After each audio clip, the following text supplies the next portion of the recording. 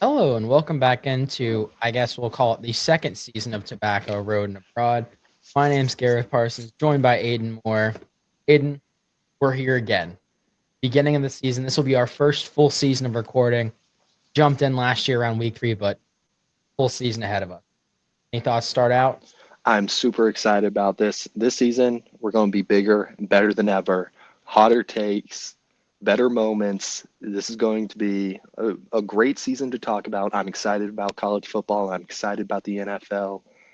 There's a lot of things to cover right now, and there's an excitement in the air that I'm feeling right now, and everyone feels it right around the week 0, week 1 mark. There's that hope in the air for a lot of teams. Is this the year? Are we going to make the run for the college football playoff?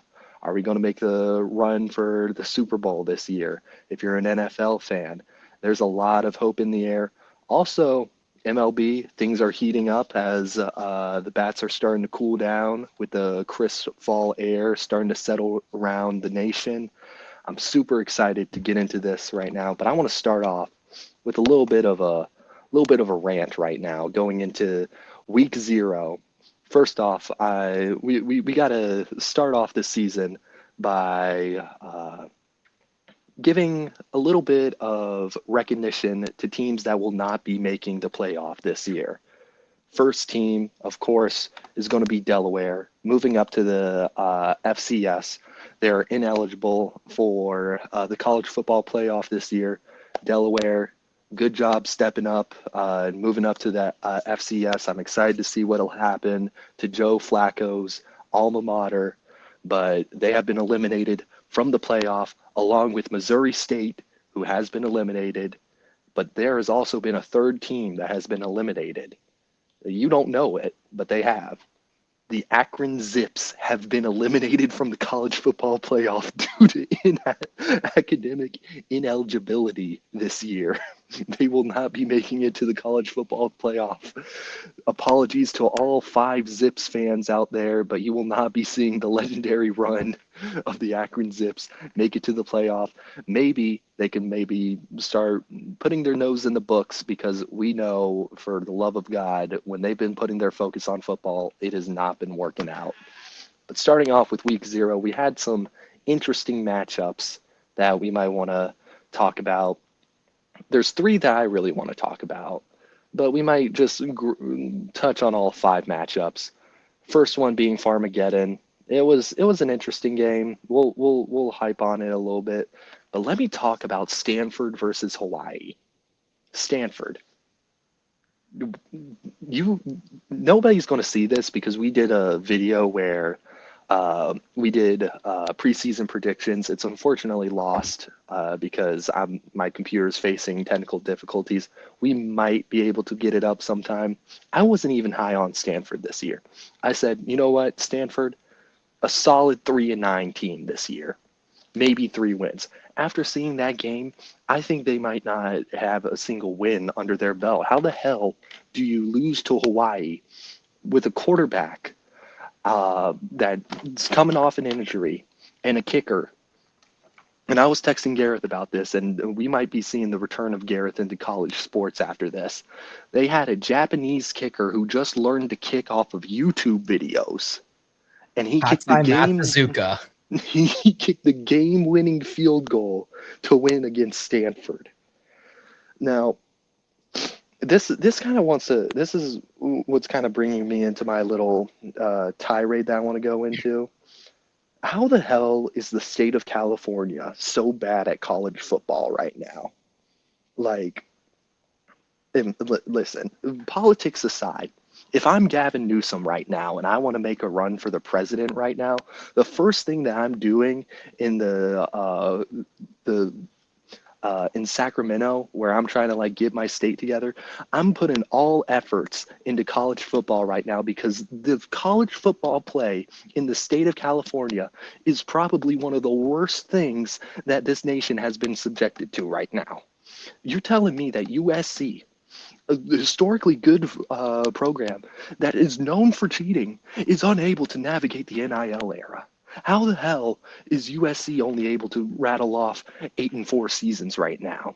barely making a play, making big waves in the Big Ten. UCLA is an embarrassment. 6-6 merchants every year. Stanford's just waiting for Andrew Luck to finally decide, you know what, maybe I might coach now. Because he's off there throwing passes in practice, acting as the GM for a team that barely knows how to use NIL. You have literally all the tech startups in the world, and you're telling me not one of them can get behind you to put together at least a half decent college football team? If California has no right on this earth to be as bad as they are at football right now. If your best team right now, legitimately, you could make the argument that freaking UC Berkeley might make a big run in the terms of California sports right now. Maybe San Jose State, because at least they're in the Mountain West and they're slightly competent right now. But I'm not seeing any success come in the ways of Stanford, of UCLA. USC is a little bit iffy, but they have been severely underplaying to their level of talent. They have wasted Heisman level potential year after year, and they just can't get anything off this going right now. This loss against Hawaii to me, like, it was number one was surprising because I had them like this was like one of the 3 wins I had them having this year. Yet somehow they were unable to produce. That Louisville win they had last year was the biggest fluke of all time. I don't think they're going to have that magic this year. And I say this as like I'm still a pretty big Notre Dame fan. College football is better when Stanford's good.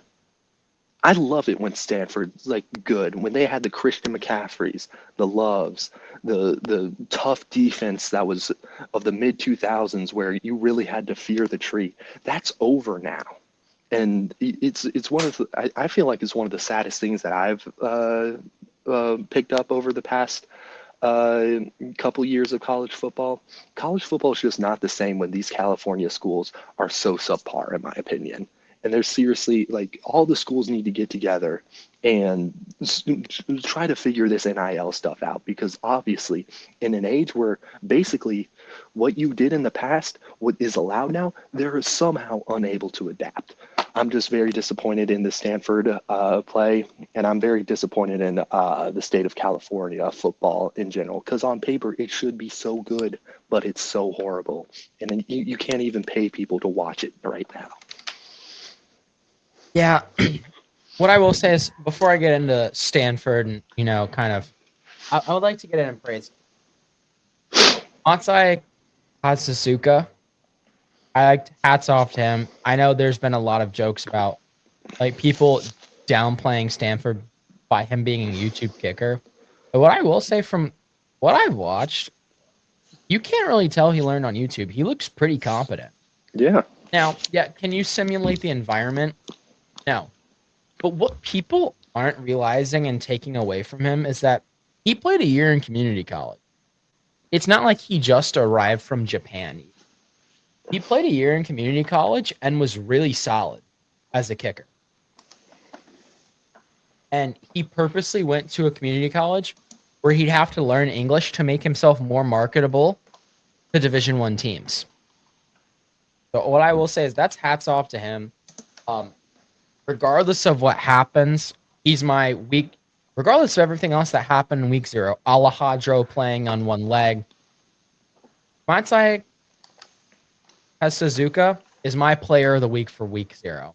I'm sorry. Hats off to him. Won the game, stepped up in the biggest moment. I'm a fan. You know what? Yeah. If Hawaii makes Aiden, I'm going to force you to hold me to this. Okay. In this NIL era, you can get anyone's jersey. If Hawaii makes a bowl game, I have to get a Matsai Kazuzuka jersey. Hell yeah. Hell yeah. I will gladly spend that money and get that man his bag. That is Absolutely. one of the only non-NC State college football jerseys outside of a Navy jersey or Army jersey because those are cool. Those are cool. Mm-hmm. But if they make a bowl game, I will buy a Matsai Kazuzuka jersey. That would go so hard. It would. Yeah, but that's definitely our player of the week. But I got to go with definitely Stanford. being our lolcow or just flaming dumpster pile of the Yeah. week. But And in a close runner-up position, in my opinion, we had Dan Mullen making his debut at UNLV. It took me one quarter to realize maybe Dan Mullen might not be as elite of a coach as I once thought, because how the hell does this UNLV team, which looks good on paper, like a lot of us were really high on UNLV this year, saying they could be our like dark horse for making the college football playoff. You start off down to Idaho State, like 17-0. Granted, UNLV was able to finally get back on the right track, able to barely eke out a win, 38-31. But I am keeping my eyes on UNLV this year, because this uncertainty that this team has me kind of thinking that they might be a little bit more fraudulent than I thought. I'm not necessarily as impressed with them as I was when we made our preseason predictions, but things can turn around. But in the age of NIL, with UNLV having the controversies that they had last year, I'm thinking maybe UNLV might be a toxic place to be right now, and I'm not high on them whatsoever. I'd agree. And I also think what is not helping is their two quarterback system. Now, I didn't watch a lot of the game. I couldn't find a TV, and there's certain instances where two quarterback systems can work. Where if you use one as more of like a wildcat guy and another one as kind of like, your passing guy. But I've also noticed at times when these teams run these, two quarterback systems, it doesn't always go well. One example I like to give is 2011, 2012 Virginia. They were all right, but when it came to a lot of struggles, it came down to inconsistent play for them those years, and they ran a two quarterback system. They had a passer and they had a runner. Now it's been successful sometimes. 2012 Vanderbilt, Aaron Rodgers' younger brother, and then he was their running back, but they used him as a wildcat quarterback. So I don't know if that really counts, but you get what I'm saying. Mm-hmm. The years where Navy and Army have had to run two quarterback systems because it's the year where like they're big. Think of it, Navy, or I'll give you an example for Army. The year after Ahmad Bradshaw left, there was a few years where there was like a year or two where they kind of ran like a split system. Now, I'm not talking about last year where like a game where Blake Horvath got hurt for Navy and the backup had to run it. I mean, years where like Navy's had to use several quarterbacks in order to get several things done. Like one game I think I distinctly remember watching at my grandparents' house, and they were solid quarterbacks, all of them individually. It's just, I think, and Navy's a little different because I feel like their cohesion is usually a little better regardless. But there were games where they would run 2, 3, 4 quarterbacks, and it would just the teams just did not look cohesive. Like they'd go from Ty Lavatai, great option quarterback by the way, once like he settled himself in as a starter in his senior year, but then they'd go to like some other guy for like a different look, and it just seemed like there was no consistency in the offense, and that's something I'm worried about with this UNLV offense. You can make it work when running a multiple quarterback system. It has been worked, and it does have its upsides, but I think it kind of puts a ceiling on your success because there isn't, that standardization, if you're saying. NC State's had a few successful years where they've had a wildcat quarterback, but it's been situational. And they've been good the years where they've had it, but it's been situational things. It's not like they've had a part of the offense. It's all example 2022, Jack Chambers. He wanted to become he was a grad student at NC State, was a triple option quarterback at Charleston Southern. Once we kind of settled into the season and we kind of got some weight going behind us, the season started going really well, turned it around. We were going like 9-3 or 8-4. Towards the end of the season where we caught fire, we'd only see him 1 or 2 times a game. It wasn't like he'd have, this is an option drive with Chambers. It's 4th and inches. Chambers is 6'4", 240. Go and get it, big boy. It wasn't like Chambers had his own drive. You get what I'm saying? Yeah. Now, like you said, Pelandria and Alex Orji. Both two great quarterbacks. But I think Mullen's going to have to decide between them if he wants Yeah. to, Now, I didn't get a chance to see the game. I haven't seen many highlights. They've been hard to come by for me.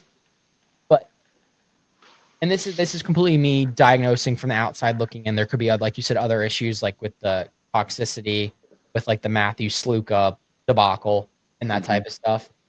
But I think, especially in this NIL era where teams rise and fall really fast, have to have some consistency. And I just think in today's day and age, there's very few scenarios in which a two quarterback system is going to elevate your play enough to make it worth it. Now, for UNLV, if they're content with 7-5, 8-4, making a bowl game, keep doing what you're doing. Like if Dan Mullen's like, okay, this team is if what he sees for this team is them not making the playoff this year, obviously you want to, but that's not like the realistic goal for the season. Okay, fine.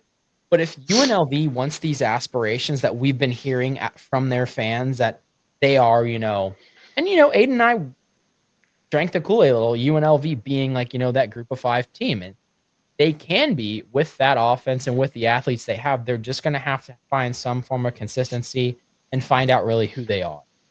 And that's just my take on UNLV. They're just going to have to find out who they are. And right now, I don't think UNLV really knows who they are. Yeah. Moving a little bit earlier in the Saturday lineup of week 0, we had a Farmageddon matchup in Ireland with Iowa State going up against Kansas State. This game was sloppy. Very, very, it was a very rainy game, lots of fumbles, and lots of typical week 0 kind of mishaps, communication errors. Nothing like too egregious for me to say, like Iowa State and Kansas State are completely fraudulent. But I do have to say, Chris Kellerman from Kansas State, I just have to wonder what was his thought process going into the second half of the game, because you have an opportunity to take the lead with a field goal and on 4th and 8, and you decide to go for it, almost essentially costing you the game right now. You lose that game by 3 points, and Iowa State takes the game. I was pretty high on Iowa State to begin with. I had them winning this game. I know a lot of people were saying Kansas State is the more sound team. Kansas State has a lot more returning talent. We don't know what Iowa State has to offer, but I gotta say, I'm very high always on Iowa State, just because I think Matt Campbell is a really solid coach that is always able to field really good teams, especially for this Iowa State team. Um, a very sloppy game overall. I don't want to say Kansas State is out of it right now, because we knew going into this game, like this was a blockbuster week 0 matchup that's going to have a lot on the line. But there's still hope for Kansas State, but you got to look at the rest of their schedule and just say, where are your opportunities to really shine again? Because your next ranked matchup, at least right now, is Texas Tech, maybe possibly Kansas, because Kansas is looking good right now. But other than that, your schedule doesn't have a lot of moments where you can really shine and say, this is our resume maker right now. 3 So months away. yeah, it's. I mean, I'm high on them going up against North Dakota, Army, and Arizona, but Big 12 eats its own right now, and I'm. I think this is more of a hard loss for Kansas State as it is a good win for Iowa State, and I feel like that's my hot take on this one. We knew it was going to be a really tough matchup. Whoever wins is going to be in a good spot, but I gotta say, maybe Kansas State is a little bit in a worse, just a really tough spot right now. And I'm not saying they're in a completely undiggable hole right now, but in your schedule right now, this was a very bad loss to have right now. Yeah, and especially in kind of the manner it happened. And I will say, ultimately, I would like to give a little more leeway to week zero teams because they have one Mhm. less week to prepare. And yes, in the grand scheme of things, is that probably a lot? But who knows? Like with when you start hearing about teams doing full pad practices, it's kind of in fall camp. It's kind of scary close to the start of the season for full pad practice. So maybe that week is a big deal. So I'll give Kansas State a little bit of leeway, but I will say I don't. They're not like you said. They're not in an envious position. Yeah. And now this could a lot of this kind of pessimism towards Kansas State could just be the nature of the game that this thing was in like a literal Irish rainstorm. Yeah. So this was never going to be high quality game in terms of like everything running smoothly. It's week zero, and in the transfer portal age, you sometimes have a completely new team, and it's fucking raining. I'm trying to clean up the language a little bit as we go forward, but it's raining, Yeah. and you're in Ireland. Yeah. What are you gonna do? Like at the end of the day, you got to go out there and just play football and win the game. And ultimately, I will say at the beginning of the game when I was talking to Aiden, I'm like, man, these quarterbacks are like 3 for 12. They did kind of pull it out. They both had Avery Johnson ended up being 21 of 30, which is a lot better than it looked at the beginning. Oh yeah, I'm still definitely. high on him. Me too. I'm still high on Avery Johnson as a player. He kind of had a down year, but after his kind of introduction to the bowl game versus NC State, I just think not that the hype didn't go to his head, but I feel like there was just kind of big shoes to fill based off of his highlights and like the limited reps he got that season. So he had big shoes to fill, but I think Kansas State will like rebound. I don't think they're gonna be bad this year, but do I think they're gonna be a playoff team? I'm not necessarily sure. Like you said, are they out? No, but they're with the They're, nature of this loss, they're gonna have to tread carefully because yeah. like we talked about, their next best opportunities in 3 months. It's in November. It's Unless like Black like Friday. Or not Black people, Friday, excuse me, November 1st. Sorry. a lot of people are a lot higher on teams like UCF and Arizona, and this is just going to prove like week zero and week one predictions on how the season are going to go are worth about as much as the paper that they're written on. So take everything that we say with a grain of salt. I'm just saying I'm a little bit concerned if I'm Kansas State because I don't know how many Big 12 teams are going to be able to make the playoff this year. They're a two-team playoff conference max, in my opinion, right now.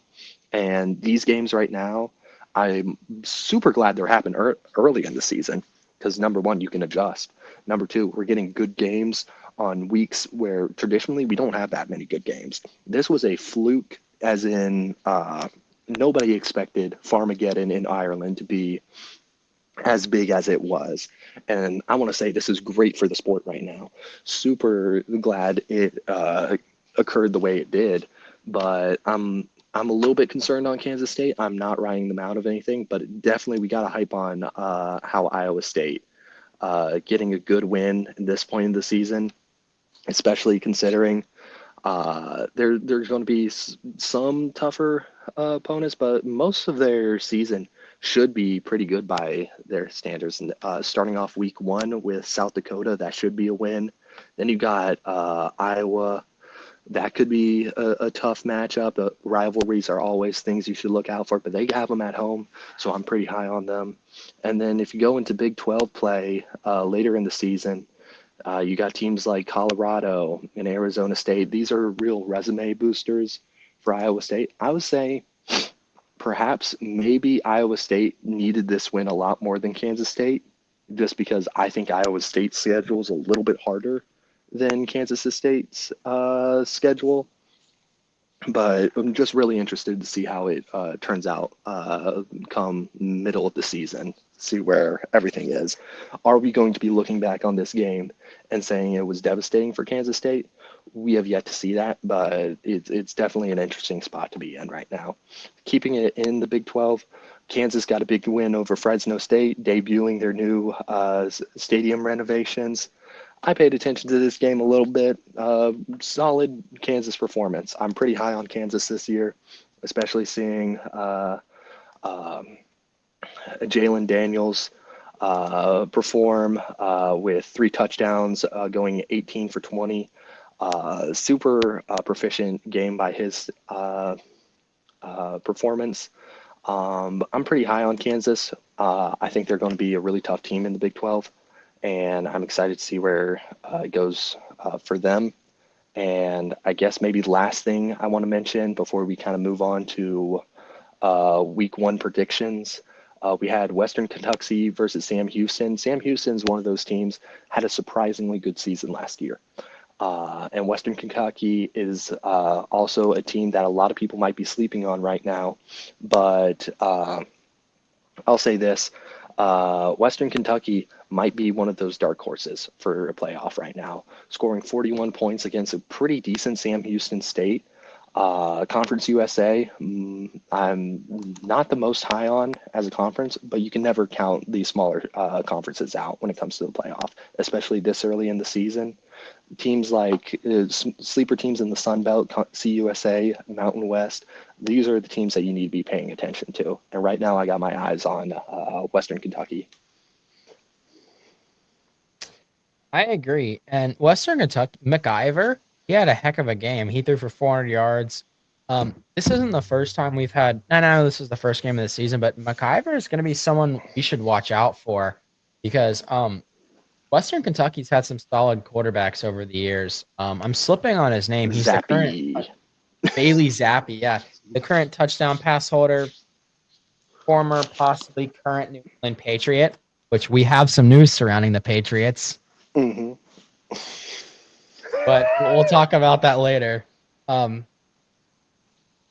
I'm high on Kansas. I think if they continue their ways, they should be ranked.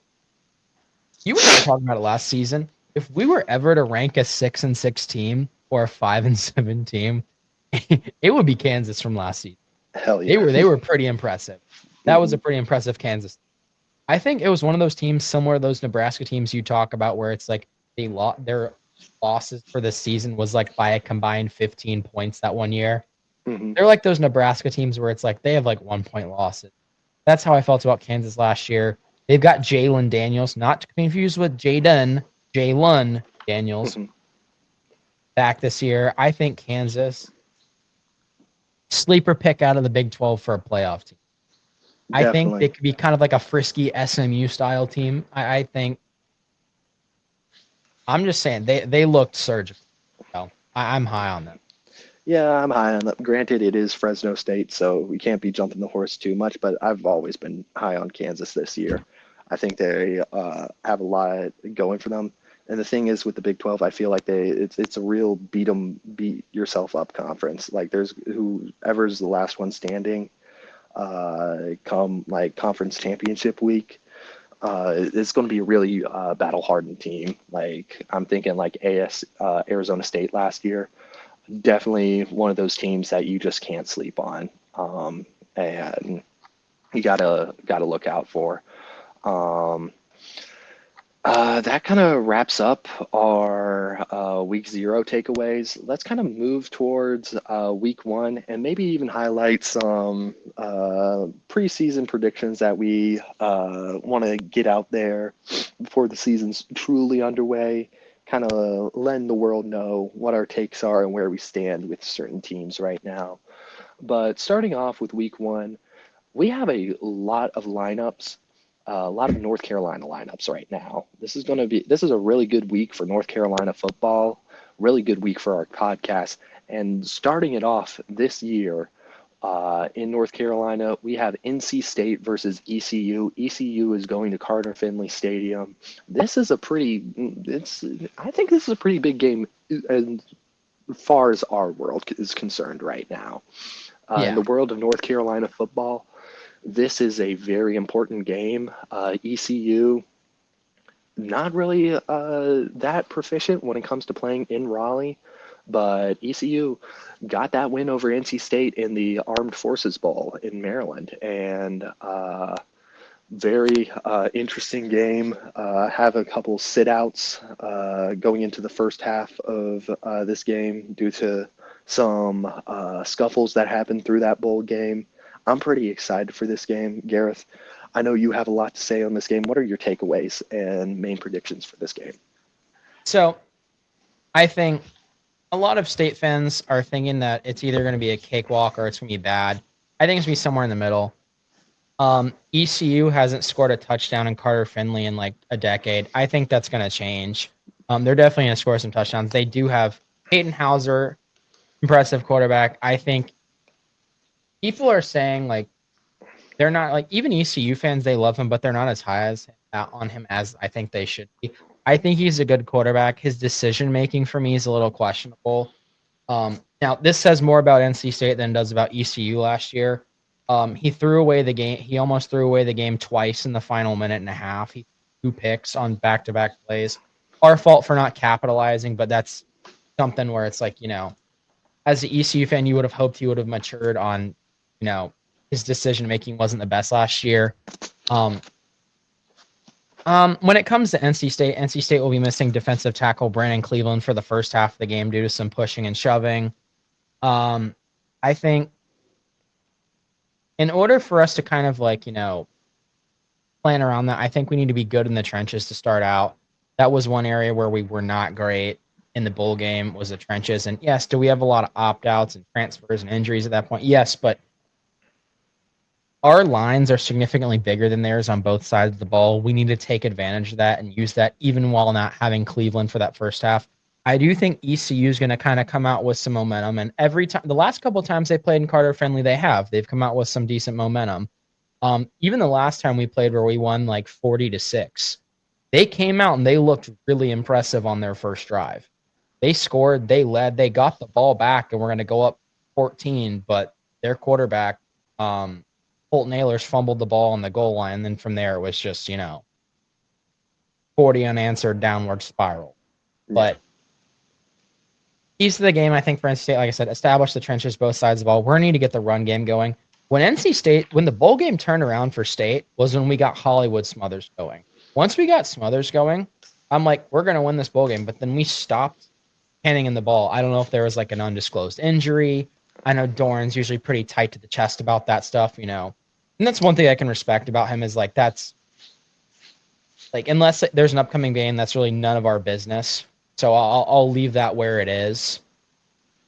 But like I said, we just need to establish the run game and not get up into the emotions about it. That's where when we struggle with ECUs, when we get caught up in the game, and for whatever reason, it's them when we get caught up in the emotions. When we get caught up in the emotions with State and Carolina, that's when the games get good for both teams.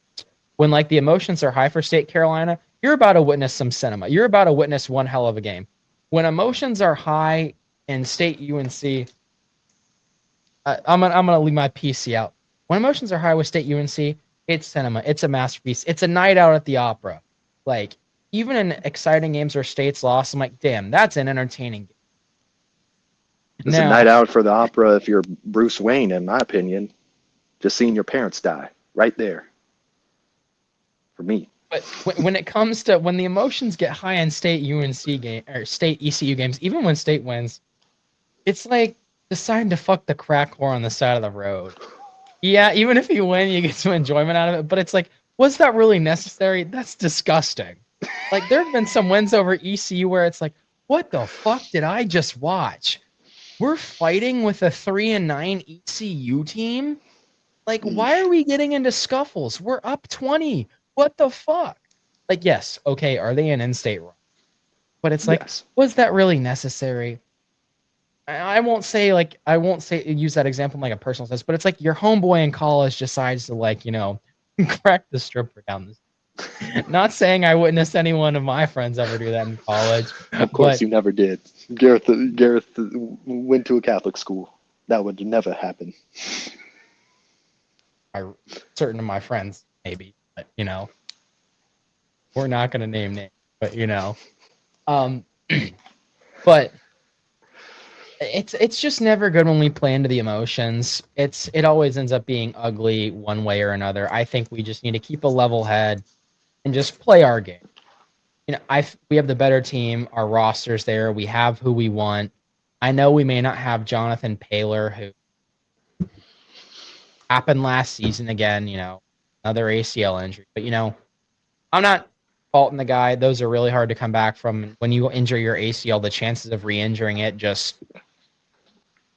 exponentially increase. So hope he's okay. Hope that's just a rumor. But for me, I've got NC State winning this one 34-20. I think the score, like I said, I think the score will be 34-20.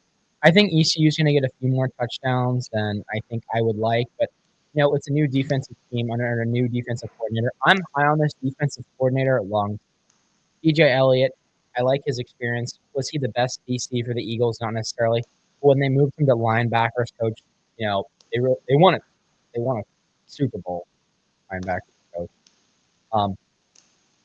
What I will say is I'm excited about it. Or wait, no, he was there before the Super Bowl. He was able to make deep runs with the Eagles defense, and I'm curious to see what experience he brings, knowledge, and just kind of. I'm curious to see how we'll look in a 3-4. That's not something I've ever witnessed with State in my life. They've always been 4-3. They were 4-2-5 under Dorn for the first season, and then 3-3-5, which they were known for a while.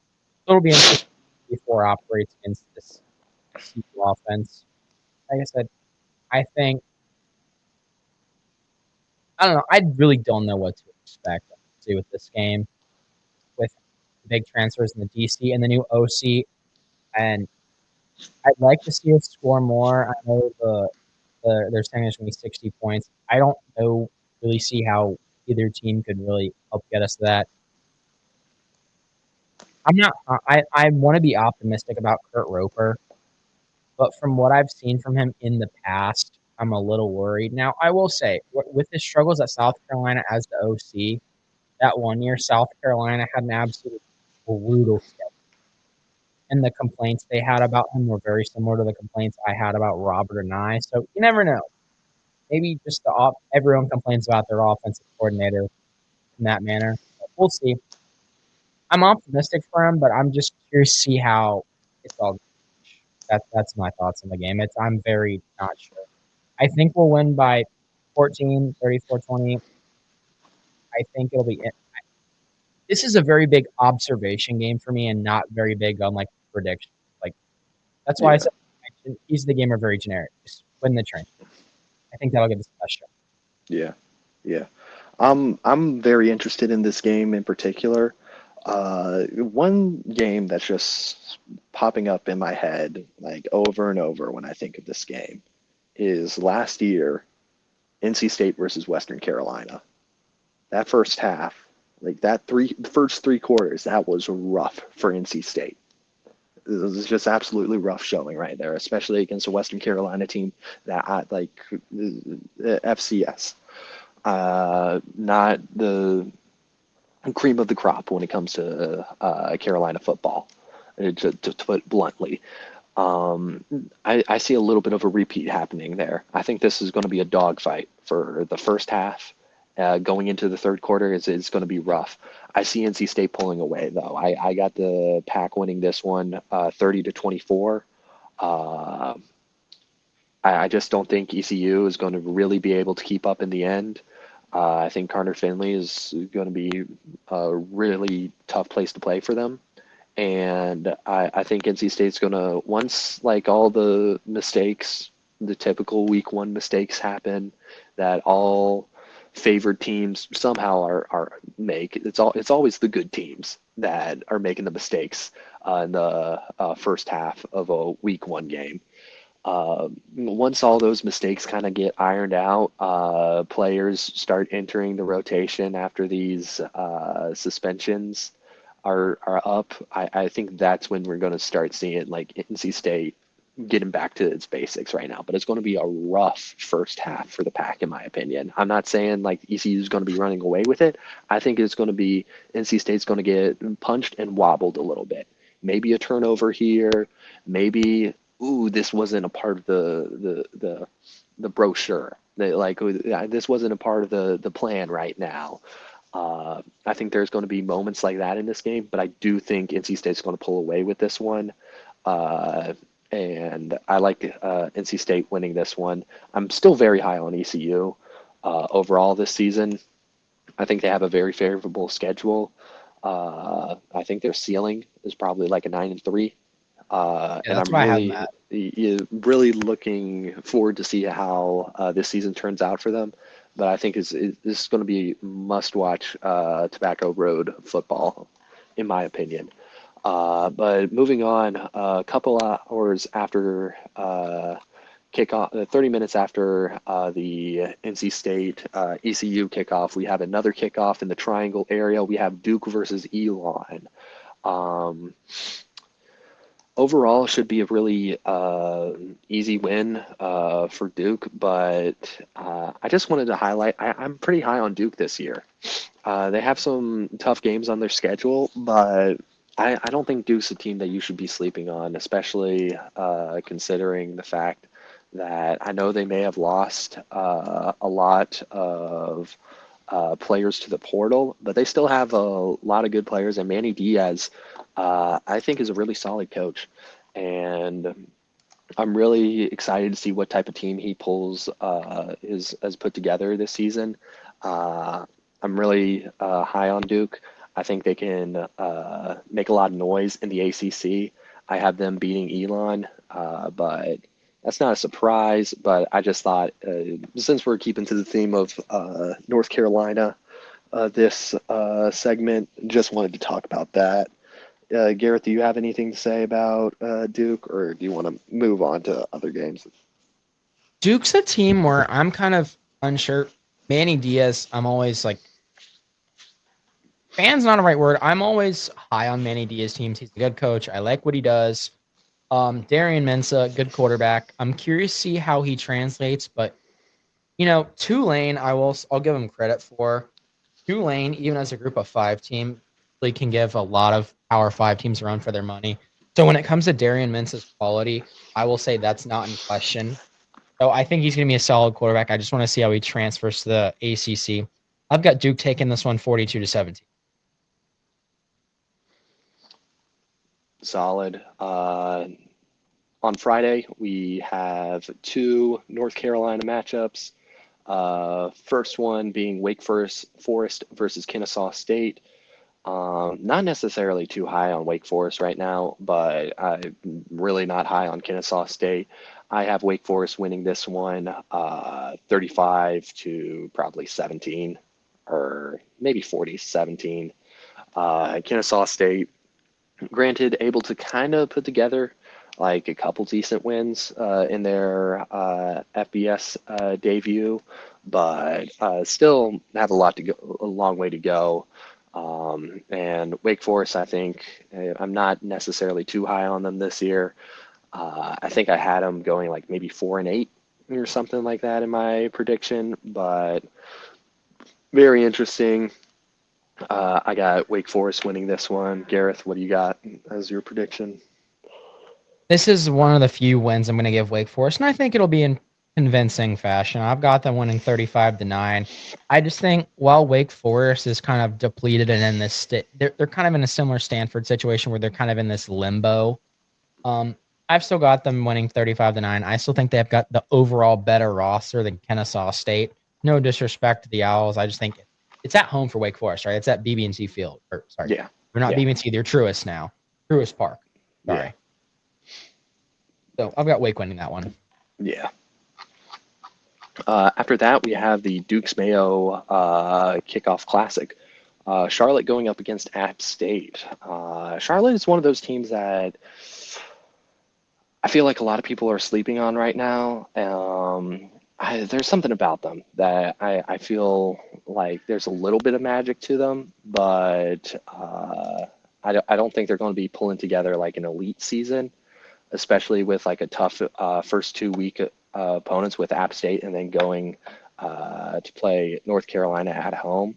But a lot of their schedule seems a little bit lined up for them, especially like going up against Rice, uh, Temple. Like there's some good wins that you could get in there, I guess, against Monmouth. But I don't know how I feel about Charlotte, but also I feel like a lot of people are kind of just looking at the App State name and saying, "Oh yeah, App State's like pretty good at football. There's a shoe in for them to win this week." But lost some good talent to the portal. I'm really interested to see how App State's going to turn out this year.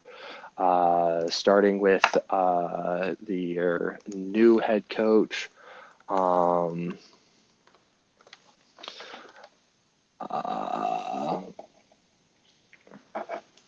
Loggins is the new App State head coach. Sean Clark got fired last year. I don't know too much about him, so that's why I'm a little bit more hesitant on App State right now. I just don't know too much about Dawell Loggins. Um, could be a great addition to App State, but I think personally, I think App State got a little bit uh, to they kind of expected a little bit too much out of Sean Clark. He didn't have like a horrible season last year. Ended 5-7. Yeah, they did miss a bowl, I believe, but they weren't abhorrent. They had a pretty tough schedule and had some pretty solid talent. Now they're losing a lot of it to the portal. I'm just really I'm interested to see where App State is because I don't think this is the App State that a lot of people might expect because App State's just in a weird position when it comes to football. Like they're kind of everybody's favorite underdog. So that kind of means everyone forgets that they're an underdog sometimes. If you're tracking what I'm saying, which Yeah. is so like on any given week you expect like I feel like people just expect too much out of App State. I feel like people think every week they're going to be like breaking down doors. They should be going 12-0. I think you're expecting too much out of App State right there. App State is great at like being 6-6 and 7-5. That doesn't mean they're a bad team. That doesn't mean that they're not a media darling when it comes to like being an underdog. That just means the underdog loses sometimes. And the Yeah. underdog loses games where they probably most regular teams would have lost. That's what makes them an underdog, in my opinion. I feel like the expectations on App State are too consistently high. And from what I've been seeing from uh, like donors and boosters, they just expect too much out of App State, in my personal opinion. I feel like everyone kind of jumps on the App State's an ACC team that's not in the ACC yet. I feel like that's a little. They're in the Sun Belt. Sun Belt's a great conference. Lower your expectations, please. Can we stop? Can we stop this? Like App State's a dark horse to being in the college football playoff. I don't see that this year for them. I feel like every year you hear like, oh my gosh, they like this year they could be like the group of five team that gets in. I'm sorry, I don't expect that from them. And that doesn't make me a hater thinking that they're not going to do it. That makes me realistic for them. I love App State more than probably most people who podcast. Like I actually like seeing the Mountaineers do good, but I just don't think they're as elite as a lot of people like to pretend they are, in my opinion. But with that, I say this one's going to be a really close fight. Give me App State winning by like it's going to be like 30-28. It's going to be really close. That's similar to what I have, and I to kind of piggyback off of what you said. The I'm just taking a look at all of the recent coaches in App State history, and I think they've just been spoiled. Their past 5 head coaches, how many of their past 5 head coaches before Dowell Loggins do you think ended up elsewhere in Power 5, particularly the SEC? 3. 4 out of the last 5 Mm. ended up in the SEC. Mac Brown, Yeah. um, Sparky Woods, Scott Satterfield, the only one, ended up at Cincinnati. Then Elijah Drinkwitz, current head coach at Missouri, went 12-1 with him. Like, and I'm kind of on the same train. I think they didn't give Sean Clark enough time. He was 34-17 22-10 in conference. That's not bad. He had one bad year. He went to 4 bowl games in 5 years. I don't think it was time to move on from him. But we're at where we're at regardless. I've got App State winning 31-27. This game is in Charlotte, so I think that's going to help kind of close the gap along with some of the uncertainty around App State, where they are and who they are as a team. So I've got App State winning 31-27. I like Dowell Loggins' resume, offensive coordinator in the NFL, was quarterback coach at South Carolina and OC. So he's got some pedigree there, and he was a good OC at South Carolina. So if I'm an App State fan, this I think game may be rough, but it's looking up. The future is bright. it's a good hire, but I just think it's a lateral hire. Like, granted, I don't know too much about logins. Like, I didn't. Like, I forgot that they even hired him until I just like remind myself, oh yeah, I remember they fired Clark. I was like, who is the new coach? Like, yeah, he has a good resume. I don't. When you say things are looking up, I mean, yes, I think this season's gonna probably be better than 5-7. But would you? I think you would have gotten that without Clark, without the $1 million buyout. Yeah. I think this is, if App State's trying to like really dominate the Sun Belt and try to somehow get a bid to the ACC, like I can kind of get this right now. Like maybe it's a great long-term hire. I don't see it right now. I think App State is at its best when it's a really good group of 5 team. But I feel like a lot of people are expecting it to be expecting App to be a Boise State. They're not Boise State. They're trying to expect like, oh, they're prime American Central Florida. No, not really. But like that doesn't mean they're bad. That doesn't mean that they're a cakewalk. Everybody knows they're a team you shouldn't take lightly. I don't, except Texas A&M that one year. Everyone knows you don't take App State lightly. Yes. Even teams that get upset by them, no, you don't take App State lightly. Yeah, like if UNC loses to App State, like granted, I would be pissed, but I'm not going to be like, oh my gosh, this is unheard of. App State, the playing spoiler. Yeah, they're the kings of playing spoiler, but They invented that shit. yeah, the thing is with playing spoiler, you don't play spoiler every time. At that point, you're not playing spoiler. You're an elite team. They play spoiler, I'd say, in those big games about 1/3 of the time. Mm-hmm. And that's enough to play that's spoiler. and that's enough to play spoiler. I'd say that's enough to be a pretty good team. Yeah. You know, when you're the underdog, winning one of out of every 3 times, and I mean significant underdog. I'm not talking like, oh boy, JMU's favored by 1.5 points. Like, yes, are you technically the underdog? But I feel like that's a pretty even line. I mean, like, App State's playing fucking like, you know, Clemson, and they somehow upset them. Okay, Yeah. that's an underdog. Yeah, but And don't hey, be surprised when like Clemson clocks your shit one year locks your because shit 2 out of 3 times. yeah, because they're It's Clemson. Clemson. You're App State. No. But keeping back to Tobacco Road games, that leads us to Labor Day, where we have TCU coming into town playing UNC in Kenan Stadium. I'm really excited for this game. It's the beginning of the Belichick era, for whatever that means. I don't know what it means yet, and nobody does.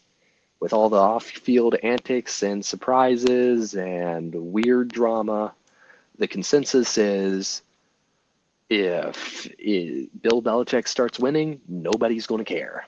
And if he loses, it's going to be the first thing that's brought up. But I'm really excited to see Gio Lopez play for the Tar Heels. I have been really high on him as a quarterback for South Alabama. Once we got him, I was super hyped. He is a great quarterback. One of my Heisman dark horses. If UNC gets their stuff together and they actually turn out to be a decent team, like even if I'm saying if they're 8-4, I think you can make the argument that Gio Lopez play. This is under the assumption that they're 8-4 because Gio Lopez has played well. If they're 8-4, I think you can make the argument that Gio Lopez might be like a Philip Rivers for UNC. And by that I mean like his ceiling is playing so good for a team that's like kind of that you can make the argument, oh, he could have like made it to New York for Yeah. like talking about the Heisman. Am I saying he's going to win? No, he's probably top 5. Like, and by top 5, if somebody says they're top 5, they're saying they're number 5. They're not meaning. Yeah. Yeah. He could be a top 5 guy, maybe a top 10. We don't know, but like I'm really high on Gio Lopez, seeing how he does. I don't know about TCU that much. Like I don't. They've been on and off. Kind of fallen off after their big playoff push where they were locked by Georgia. So I'm excited to see how TCU does, but I think that the main storyline we're all talking about, it's UNC. What are we going to expect? We don't know. We just kind of got to see. I expect UNC to pull this one off, but I can't. Honestly, it's so 50-50 for me. I'm just saying UNC is going to win because I like UNC, and it's at Kenan Stadium. That's the only real advantage I see on the. I can't tell you if it's going to be a defensive battle. I can't tell you if it's going to be an offensive shootout. I'll throw a score out there: 40-35 UNC. Could be. I don't know. That's about what I have. You don't know either. Nobody knows. I don't.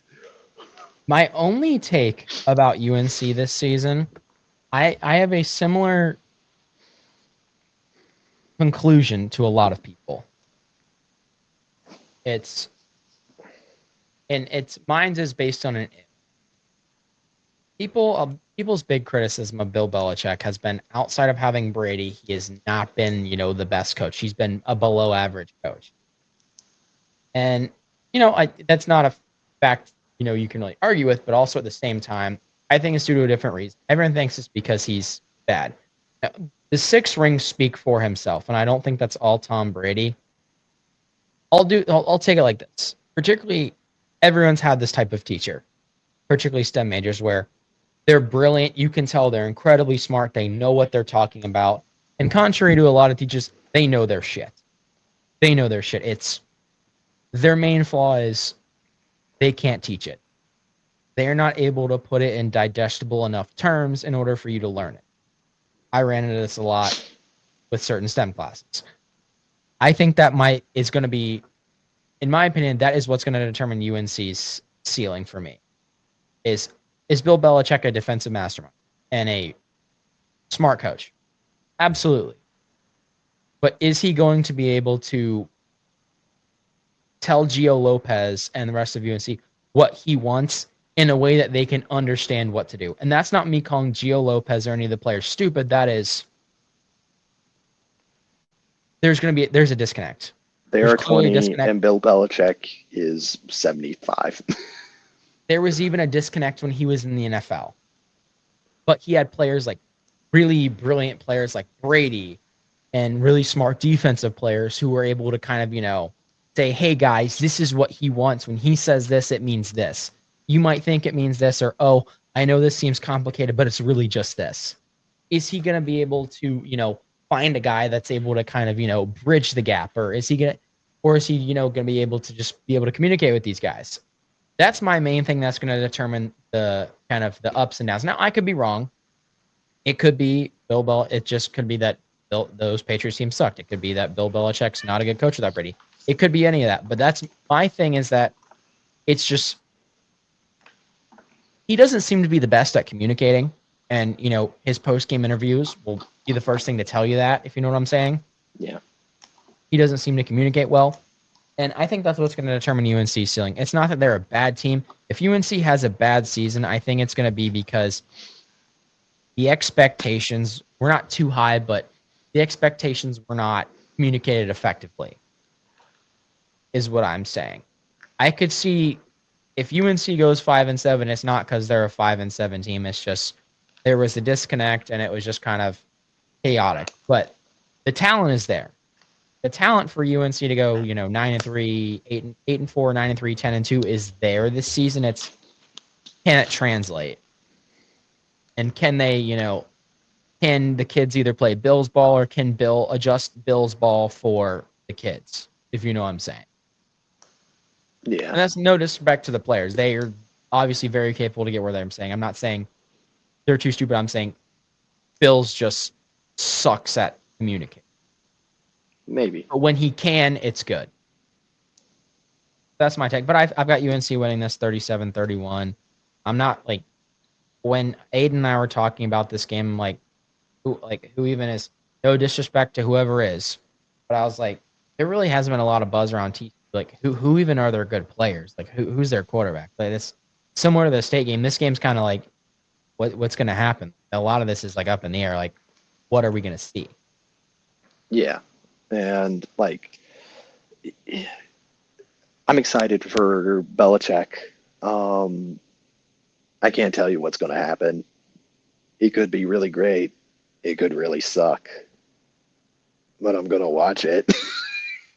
Yeah, I mean, Like it has of course all the ESPN analysts have been saying this is Coach Dion all over again. Coach Dion year one all over again. There's going to be a lot of hype.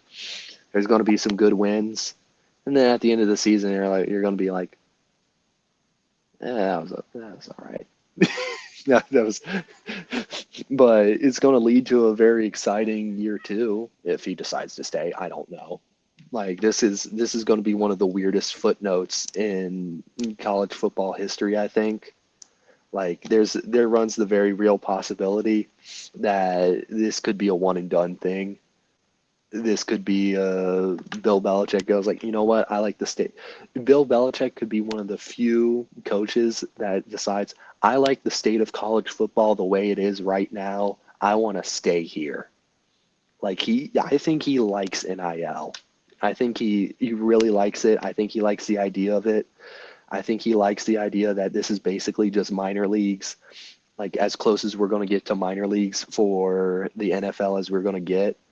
And he loves drafting. He like he the most happy I've ever seen Bill Belichick, whether it be winning, like he would never looked happy winning a Super Bowl. You know when he did look happy? When he was sitting in his like living room, like a camera was on him sitting in his living room and he's drafting like a FCS wide receiver round three. He looked like there's clips of that. He's just like he loves that part of the game. He loves like looking at, and I think that's just what the NIL period is for him right now. I think it's just like, oh, there's good like a lot of weird talent out there, and I can try to get it all in one like fell swoop, and we have like an unlimited checkbook. This is great for me, and then we're gonna see what happens, and we're gonna throw it out on field. I think that's all it is, and I'm excited to see where it is. Like, of course, there's like the parallels to like Dion. There's like it's like Dion, but like less of the like hype of like the just like with Dion. It felt like anti-establishment. Like this is the new wave. There was a little bit of a swagger to it. That doesn't feel. It's like less like anti-establishment, like punch you in the mouth, but also more like, yeah, there's a lot of hype behind this, but there's also a lot of weirdness going on. There's weird gold digger vibes. It's literally a TV show on Hulu now, and we're just gonna watch, and it's gonna be the most eyes there's ever been on UNC football, and I'm here for it. Yeah, and I'm curious to see what they're gonna do. I think a lot of the negative press around UNC, I honestly think is coming from Jordan Hudson, not from Belichick. I think it's come from her trying to insert herself and, for lack of a better term, into certain places. But For being inserted. yeah, that's fair. Um, but I'm interested to see. I definitely think they'll at least be 8-4 this season, just because it's Bill. He's not. There's no way, like, with that ego, there's no way he's letting himself go any. Yeah. Like, I mean, moving on. one thing Sorry. that I really did enjoy, and this was like just I did go up to New England and for a little while to visit Gareth. And one thing I just really enjoyed was just talking to like all the locals about. I was always wearing like UNC stuff because like that's most of my wardrobe, and everyone just going like, UNC. What do you think about it? And just going into conversations with parents and like different people just about like, yeah, I know it's crazy, but you know what? Let's just see what happens. I'd walk out of We've practice and he'd be chatting up my swimmer's parents. like, yeah, we pretty much sold our souls to the Saudis. Like, this is the college football equivalent. Let's just see what happens. You can't, like, I'm not going in thinking we're winning a national championship, but we're going to see. I want to see what happens. Give it up for Dubai Jet. Dubai Jet. This is essentially the Premier League going blood money, going Saudi blood money. Pretty much. We'll see. But moving on to the abroad of Tobacco Road and abroad, there's a lot of great top 25 matchups week one. And I might as well just kick it off with the biggest one, probably game of the year, game of the decade. I'm really excited for this one. Texas versus Ohio State. This is a treat for week one. We got Arch Manning making not his debut as a starter, but debut as a full-time starter. We got Ohio State coming off a national championship. It's 1 versus 3. Why the hell is it Ohio State 3? Why is Penn State number 2? I don't know. But Why is an 8-4 team number 2? Oh, is my mic on? I'm sorry. Do I smell Continue. overrated at the 2 spot? But I'm really excited for this game. Big noon kickoff. It could go either way. I'm really excited for this. I think if I have to give it to anyone, maybe you have to give it to Ohio State just because it's at home. I don't think Arch Manning's going to be like the lights aren't going to be too bright for him. Like, I think he's going to perform well, but I think there's just going to be those weird week one mishaps. And I think Ohio State is going to be a lot more sound. They have a lot of tools going for them. And I think, I guess what I'm trying to say is like there's a lot of unknowns for Ohio State, but I think with like Jeremiah Smith, their sound defense, I think it's all gonna like turn out okay for them. And it's just really a toss up for me. And I know Gareth, you might have some takes on this. What do you think's gonna go down here? I'm not sure. I'm kind of back and forth on this game. Um, Texas is, I feel like, returning more on the offensive side of the ball, at least when it comes to experience, not necessarily in actual stars, but experience.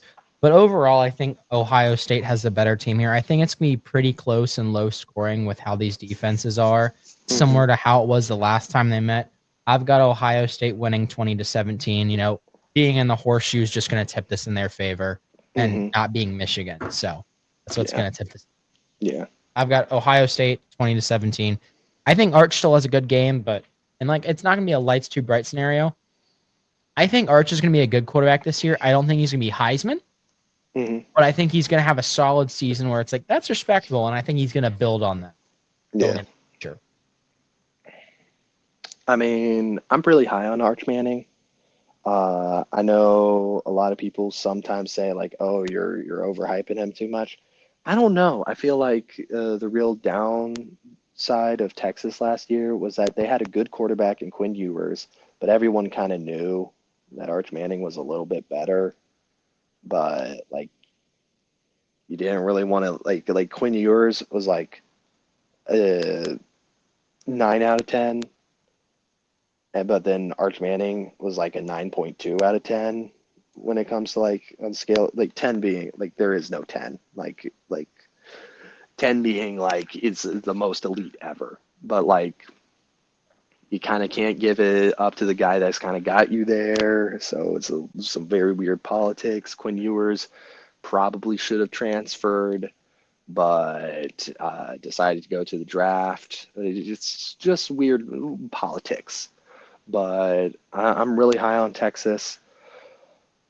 I mean, you see, the thing is, I can see both of these teams going undefeated on any season. That both of them could have gone undefeated, but like one of them is not going to be 12-0 at the end of the season, and they're going to have this game to count. It's for me is the battle of who's going to go 11-1 and who's going to go 12-0. Because Yeah. I look at both of their schedules and I'm like, I can see them running the table and winning it all. But I have to go with Ohio State just because it's at the horseshoe, and I'm pretty high on the defense that Ohio State is bringing back this year. I am as well. Where should we go next? Do you want to go in order, or do you want to go? Do we just want to highlight certain games we're interested in? I'm good with anything. I'm gonna highlight a couple games.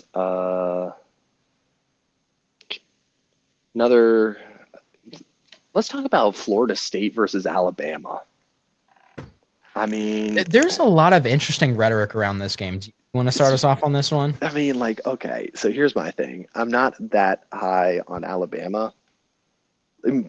By my standards, not being high on Alabama means I don't think they're going to go undefeated, and I don't think they're going to win the SEC. I don't think they're going to go to the SEC championship. I think, like, not that they're lost without Nick Saban. I just think they're just your prototypical good SEC team. Yeah. Like they're above Me too. LSU. They're about like, but they're below Georgia and Texas in my mind this year.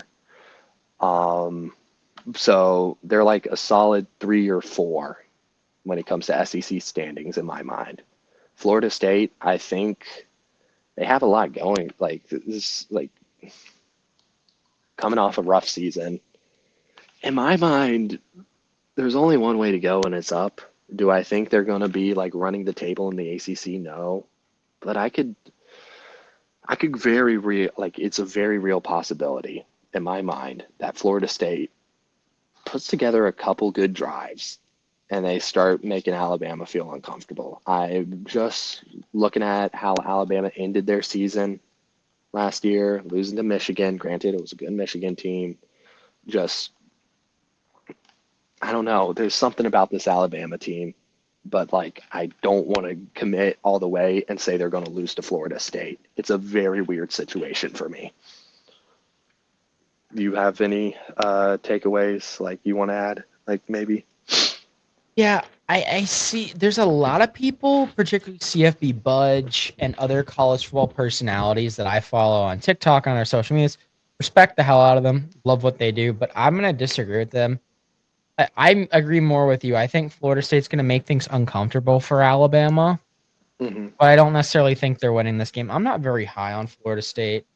Um, a lot of people are high on them because their quarterback. My hot take: their quarterback's going to be their limiting factor Yeah. this season. Thomas Castellanos, impressive athlete, impressive quarterback. Not so great decision making. I ran through the ACC. No, you did. No, you did. Go back and look at those games. The other quarterback who beat you out, short. They were statistically all right, but you gave up halfway through a season. Yeah, is Florida State going to have some impressive games when they string together some things and they're going to look like a world beater? Yeah, they'll have a game. They'll be. Florida State's ceiling for me is 9-3, floor of 7-5. They're going to have 2 or 3 games where I think they're going to look absolutely just dominant and pick a team's head in who I didn't think they were going to. Do I think it's going to be Alabama? No. A lot of people aren't as high. Conversely, in the opposite direction, I'm higher on Ty Simpson for Alabama than a lot of people.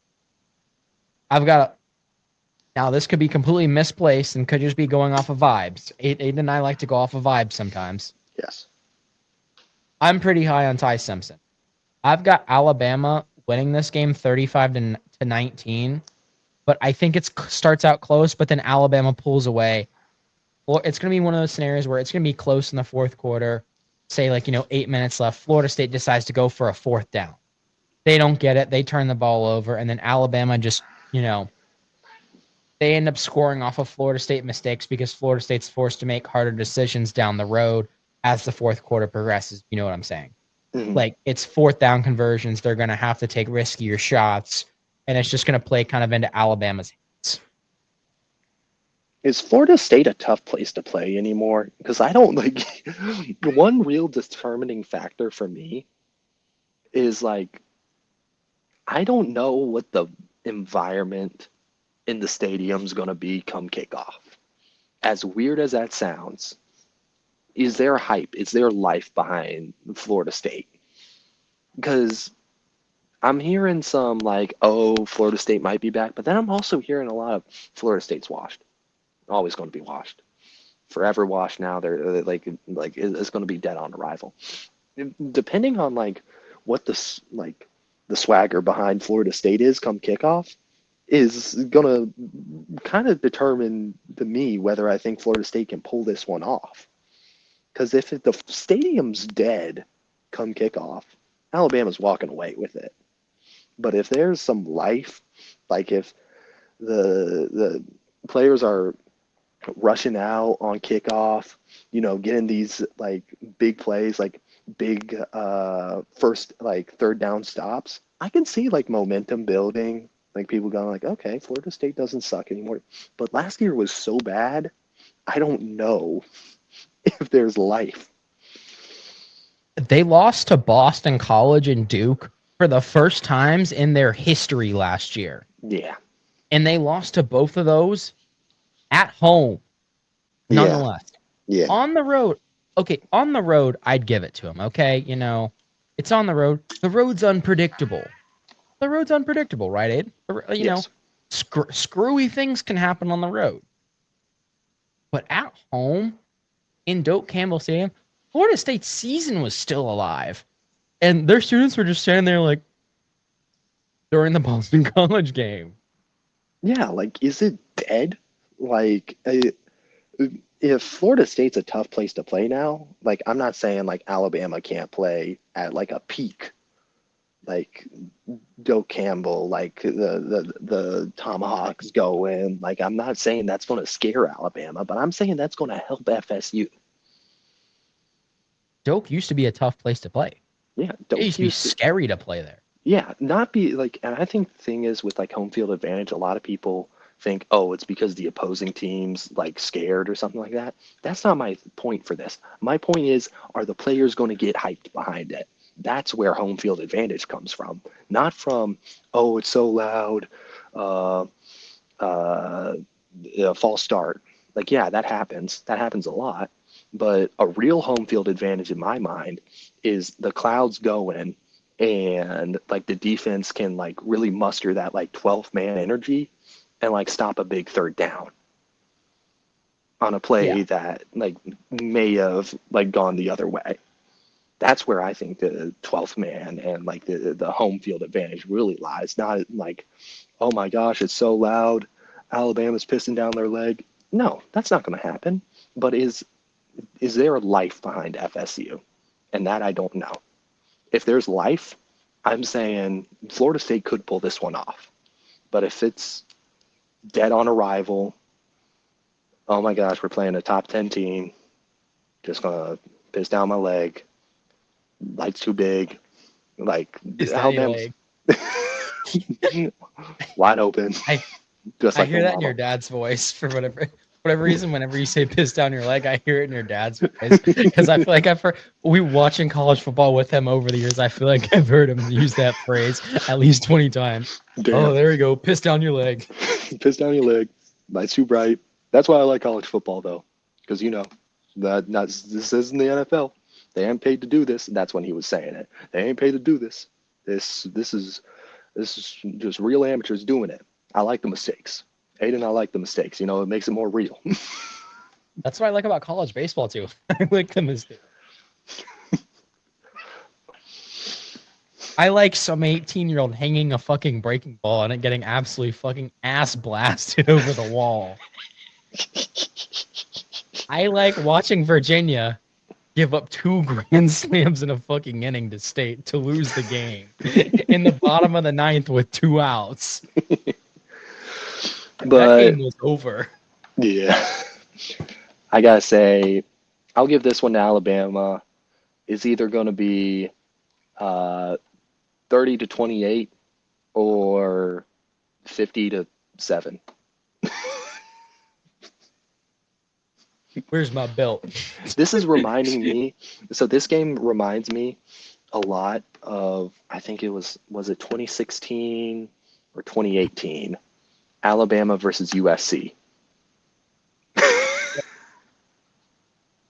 Oh You, man. you know which one I'm talking about. Yeah, and I'm a fan of like the quarterback. I watch his YouTube Yeah, videos. like USC was so, like, granted, I'll say this, USC did have hype going into that one. I think they were like, there were, I think there's videos of them like crawling out, like, oh yeah, they were gonna get him. Oh, like 60-0. Yeah, and that's an unfortunate game for Max Brown, one of my favorite Yeah, quarterbacks. but moving on. You know what? Not a top 25 matchup, but I want to bring it up. Georgia Tech versus Colorado. Now here is I've a got a hot game. take. Here's a game if you really know ball. Fuck it, I'm changing my Heisman lineup just because of this game. Mm-hmm. Haynes fucking King. Heisman. Talk about turn your career around. Dude had everything going for him in high school.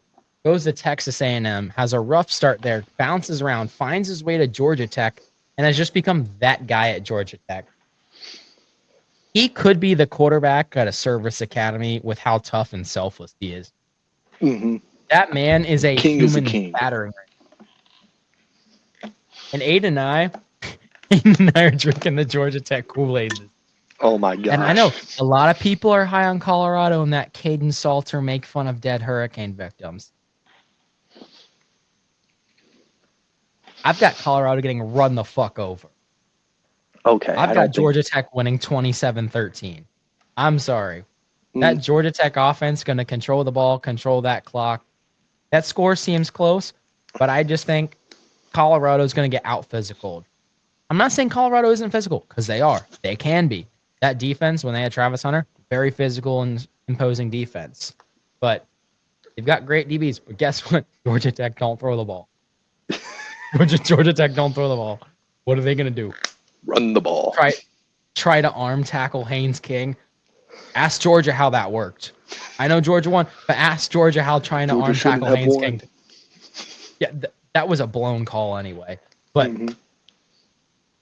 ask Georgia DBs about trying to arm tackle Haynes King. Ask them what happened. They got run over. So I've I got mean, Georgia Tech winning this one 27-13. because Haynes King. you see, here's the thing about Georgia Tech that I'm a little bit concerned about. Everybody, like, the quote unquote hot take this year is like, well, Georgia Tech's going to be good this year, and I'm worried they're going to. I'm trademarking this, the App State effect. I'm All worried right. I'm worried they might be subject to the App State effect, where everybody's going to be like, "Oh, you got to be on your P's and Q's against Georgia Tech, or they might sneak one in you, like they might do something." But I think Georgia Tech's really like that. Now, granted, I think I like Coach Gion a lot. Like, I think he's number one, proven that he's going to stay in college. I don't think he's going to the NFL. I think he's here in college for the long haul now. I'm interested to see how he is going to rebuild Colorado like here on out.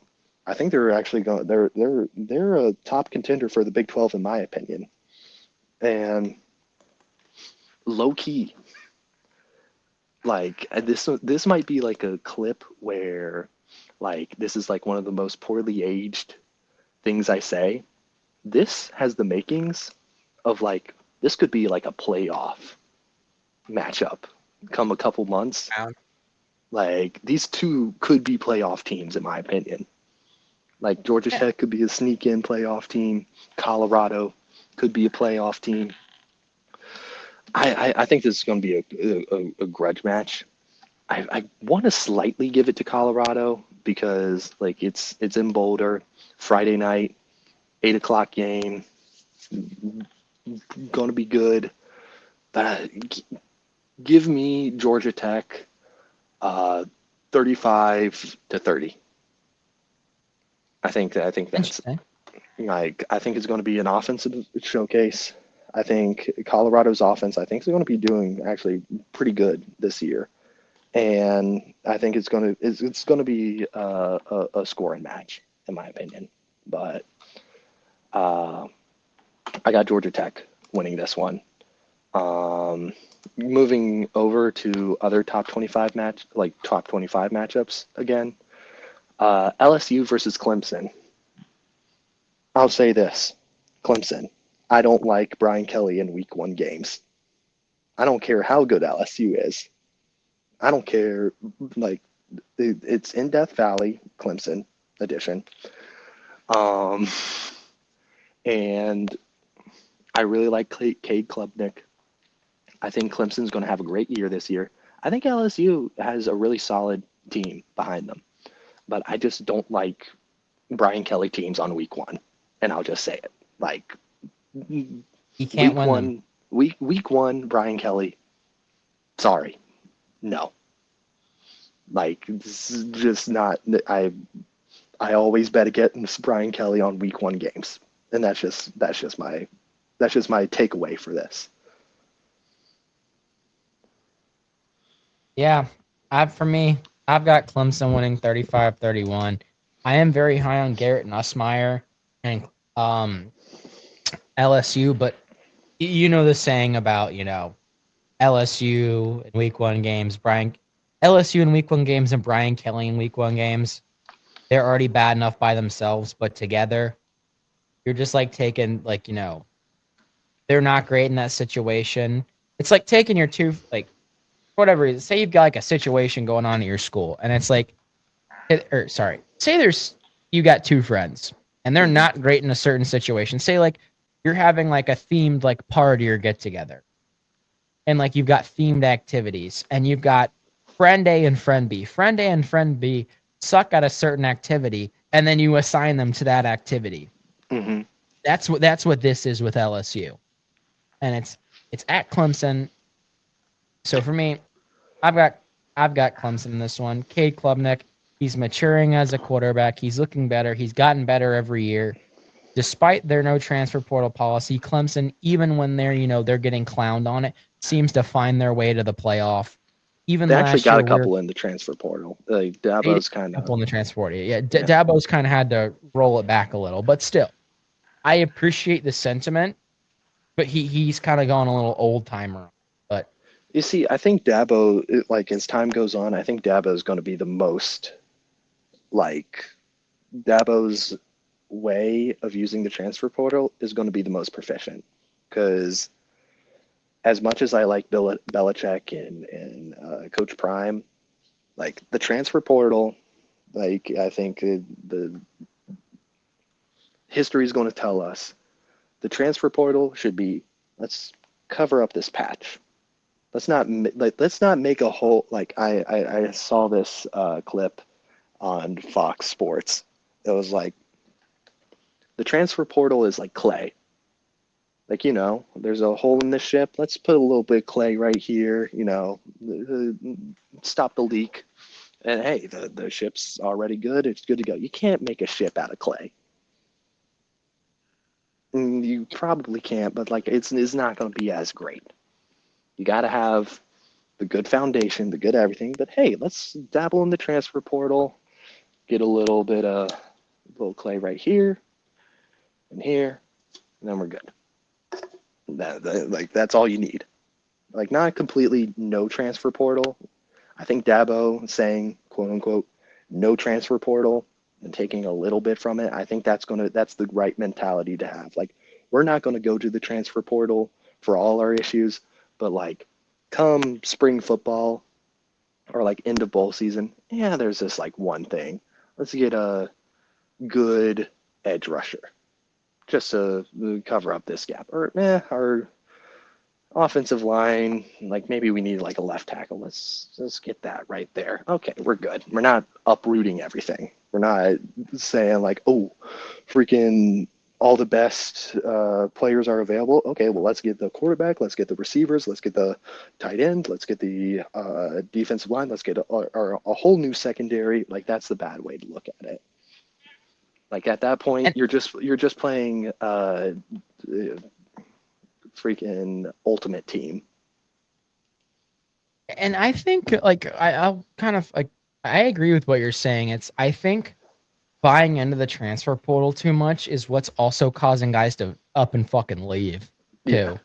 Yeah. Because it's like they think their spot's up in the air, and if they think they have a hint of, oh, I may not be getting the reps I want next year, because they're gonna go get, so and so from Missouri, who had like, he's not getting his bag there. He's, gonna be the best receiver in the conference, but because he's not getting his bag, he's leaving the SEC to come to like the Big 12 or ACC.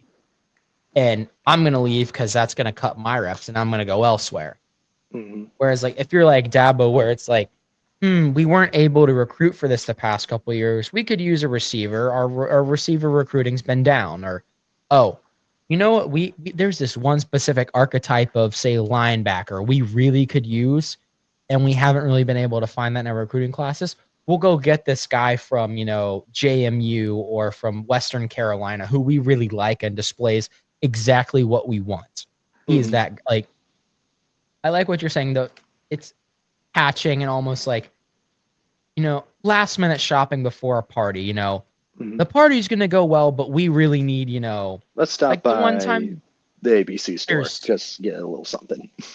yeah, like, when you and I went to the store before that college football party we had our sophomore, Mm-hmm. we're missing the plates. Let's go get the plates. We need more Yes. paper plates. Yeah. I like that take. I'd never heard someone put it that way, but I like that. Yeah. Yeah. I think that's I think that's going to be, history's going to say that's the right way to look at it.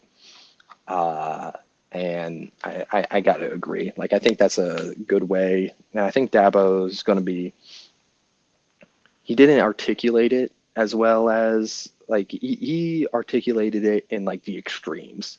Because in the day and age we live, we love to live in extremes. Oh, I'm either all in or I'm all out. When he says he's all out, that means, okay, I'm right over here. I'm all the way off the screen, but really I'm like right here. Like over here, that's like, oh, let's extreme use it. But let's use it a little bit. Like, Yeah. you just use it recreationally. I'm not an alcoholic. Use the transfer portal how Josh Block claims to use alcohol. There we go. But then moving on, another top 10 matchup, we have Notre Dame versus Miami. For this one, I got Notre Dame winning it. I'm sorry. I feel like what's the consensus behind Carson Beck? Because, okay, so like we have been saying Carson Beck is Interceptions. like all right. He's not like He's not bad. He's not Okay. bad, but he's not great. But then, like, I hear online, like, I don't know what the online consensus is because, like, people are saying, like, oh, if you said Carson Beck was bad now, bad then, but you're saying he's good now, you're inconsistent. I feel like I'm being pretty consistent. I don't think Miami's going to be, I feel like Miami's a little bit overrated right now. And I think Carson Beck's Aren't a they good, always? yes. I think Carson Beck's a good-ish replacement for Cam Ward, but like he's not as good as Cam Ward. And like, are people saying Carson Beck's going to be like great now, or are people saying like what's the consensus? Like, what do you hear about Carson Beck? Because my thing is like he's all right, like he's good. I'm hearing that he's like everyone's like, oh my god, Heisman front runner, No, or they're kind of like more reserved. They're not saying he's ass, but they're like, I haven't seen anyone go to the extreme that I'm saying that we possibly could see him get benched 6 games in. That was more of a joke. That was more of satire. But I think the quick, consensus. say it again. We'll say it in an extreme, and we can make a clip out of it. Carson Beck's gonna get benched after 6 games. What, Gareth? What are you talking about? Clip that. Click with that.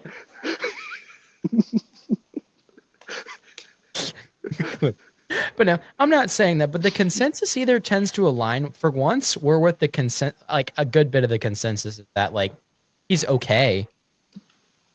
Yeah. Like he struggled to find Brock Bowers on occasion. I know that's 2 years removed now, but like I don't think he's gonna be bad, but I don't think he's gonna be good. I think he's gonna be kind of like he's gonna be his where he's gonna end up is kind of like the ceiling of Tyler Van Dyke, like how he had that one good season and then talked all that shit about NC State and got absolutely fucking. They're not tough. Loses 34-6 to a bad NC State team. Goes 17 for 40 with 4 picks. They was tough. Bro was But I think he's gonna be like his Tyler Van Dyke's good season. Like I think he may end up with like mid-30s in touchdowns, like anywhere between 10 to 15 interceptions. Not great, but not I think we're gonna see great upside, but we're also gonna see cross-eyed Carson Beck, like not new and improved Geno Smith, but I'm talking like the cross-eyed memes of Geno Smith at times. He's gonna throw a lot of touchdowns, but he's also gonna throw a lot of interceptions, but not to the point where we're like, yes, Jameis Winston. Indeed. That's my take. I've got Notre Dame winning this one 26-13. I think Notre Dame, their offense really doesn't depend on how good their quarterback is, so I think it's going to be kind of business as usual for them. Yeah. The offense may be slightly more pass heavy now that Riley Leonard's not there, but I still think they're going to kind of have that kind of power spread 21 personnel look that they're used to. So I mean, Notre Dame winning. You know me, like I want to say maybe I'm a little bit too harsh on Riley Leonard, but I did not like him as a Notre Dame quarterback. Looking like the best option in Indianapolis. Looking like the best option. Yeah, but you see, the thing is, like with Notre Dame's offense, like yeah, we could be more pass heavy. Like I don't think he's even going to be more pass heavy now, just because we have such a good rushing attack. And I think the thing is with Riley Leonard was like we had so many good running backs. I was like, we don't need a running quarterback. We need a quarterback that maybe can run a little bit. Like I like it. I like it when my QB got a little motion to it. Like damn, you got motion. But I don't like it when it's like 3rd and 10. I'm gonna run it. Like no. Quarterback draw. Quarterback draw. And granted, sometimes he would do it, but like what I didn't like was like I felt like at the beginning of the season last year, they were like, oh, you might not know it, but Riley Leonard can actually run. I'm like, no crap. Like, That's his whole MO. hot take. The reason why everyone was saying that Riley Leonard was sneaky athletic literally was just because he was white. He was a running quarterback through and through. Bro could barely pass the ball 30 yards, but because everyone thought, oh, a white guy at quarterback, he can't run. Like, no, that's all he can do. I wish he could throw. He could not throw. He would throw away so many picks. But, like, Notre Dame QBs aside, I really like Jeremiah Love. He is my Heisman front runner. He's super good. The offensive line behind Notre Dame is always elite. Always got good talent behind it. I'm really excited to see. I just hope Love like stays, like he doesn't get injured. That's my main fear for this year. I think my biggest fear is that we become too dependent on him, and he's gonna like get reduced amount of snaps because midway through the season we just ran him into the like freaking ground, which I don't think is going to be the case because we have a lot of good tools, a lot of good receivers, and very solid defense. I think Notre Dame takes this one. I have Notre Dame, and this is what I've been saying. Real Notre Dame ball knowers know that Notre Dame's going to be 11-1 this year. They're not losing to Miami. They're not losing to Texas A&M. Notre Dame is losing to Pitt. That's my expectation this year. People are like, "Oh, Aiden, why do you think Notre Dame's going to lose to Pitt?" Like the reason why I'm saying is right after the Navy game. It's just the Navy hangover is going to be a little bit real. It's going to get a little bit iffy. I think Pitt's going to win that one. I just want to make that known right off the gate. I think Notre Dame's finishing 11-1, and their only loss is to Pitt, and it's going to be because Pitt just finds a way to win, and Notre Dame always loses, like always has like that one like weird loss that everyone's like, oh, NIU, what? Pitt's good this year. Pitt's kind of scary, and I don't like them right after Navy. That's a little iffy by my standards. But I got Notre Dame winning this one against Miami. Like everyone's saying, like, oh, Miami, Hard Rock Stadium is going to be bumping. I'm sorry. Like, yes, does Miami have a good home field advantage? Yes, they do. Is it the most elite home field advantage? No, it's a pro stadium. That they can't I'm even sorry. fill. You can't tell me you have an elite home field advantage if you play in a pro stadium, in my opinion. And I really like Value Marcus Pitt. Freeman. I think by far the best coach Notre Dame's had in my lifetime. I'm really high on him. I hope he stays in Notre Dame forever. Like, I never knew you could really like a Notre Dame coach because the only Notre Dame coach I've really known was Brian Kelly. And I was like, he kind of, like, I guess he's good, but like, I kind of don't like him. But we all kind of had to pretend we liked him. But now that he's gone, we can actually like give our real opinions. He was kind of a little bit of a dick, and a lot of the players were iffy on him. But like everyone's bought into Marcus Freeman. It's impossible not to like the guy. He's like super into like the players. The school's really bought into him. Like I'm a Marcus Freeman like diehard fan for the rest of my life right now. Like it doesn't matter what he does with Notre Dame. Like for the rest of time, he could blow it, but I'll always have a spot in my heart for Marcus Freeman. He's great. He does it the right way. Hmm. And I've always been like Notre Dame, not in like a fan, but like whenever they're on, unless they're playing like NC State, I'm like, they're a likable team to get behind. But for other people, I feel like he just made Notre Dame more likable because Brian Kelly is that much of an asshole. Like, Yes. like I mean, I already watched like Aiden and I already watched each other's teams. Like Aiden would watch state games, I'd watch Notre Hmm. Dame games growing up, just like be in the know, be able to talk about stuff. Hmm. Um, but he's made them more likable, and he's kind of made them not. There, preface this: there are other Catholic teams in Division One FBS. Boston College. Sure. Yeah, they like yes, Boston College, but Boston College isn't like well known. Boston College. Well, no, Boston College isn't the Catholic school, like the Catholic It's football not school. no people don't know they're a Catholic school. People know, but they're not. They're not the Catholic football school. Notre Dame is the Catholic football school. Yeah, BYU is the Mormon football school.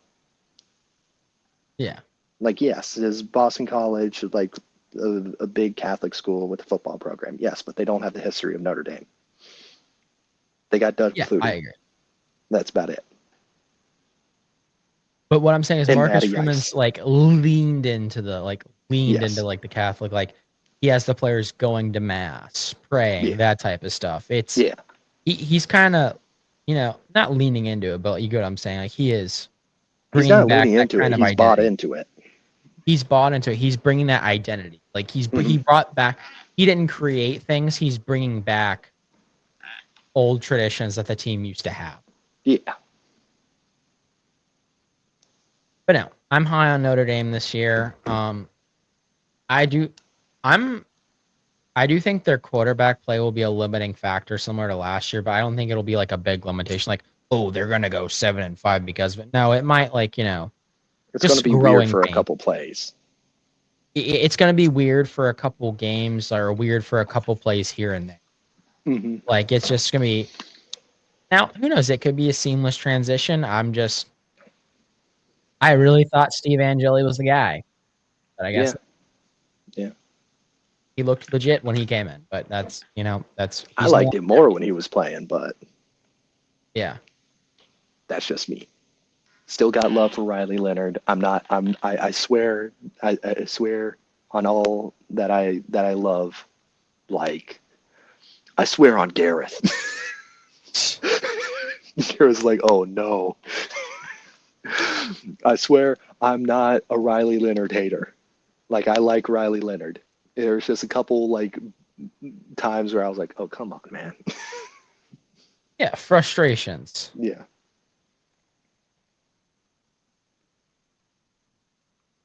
But no, that makes sense. Shall we proceed on to a few other games?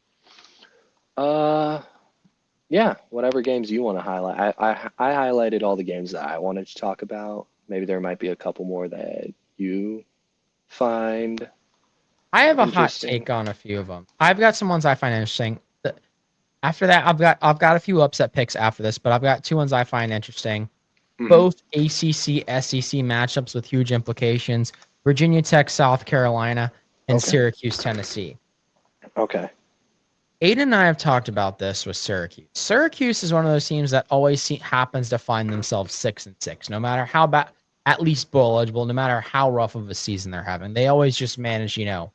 with Fran Brown, they always just manage to get there. And with the whole Nico Amaliva drama, yes, I meant to say it like that. I know it's EML, but Nico Amaliva drama. And just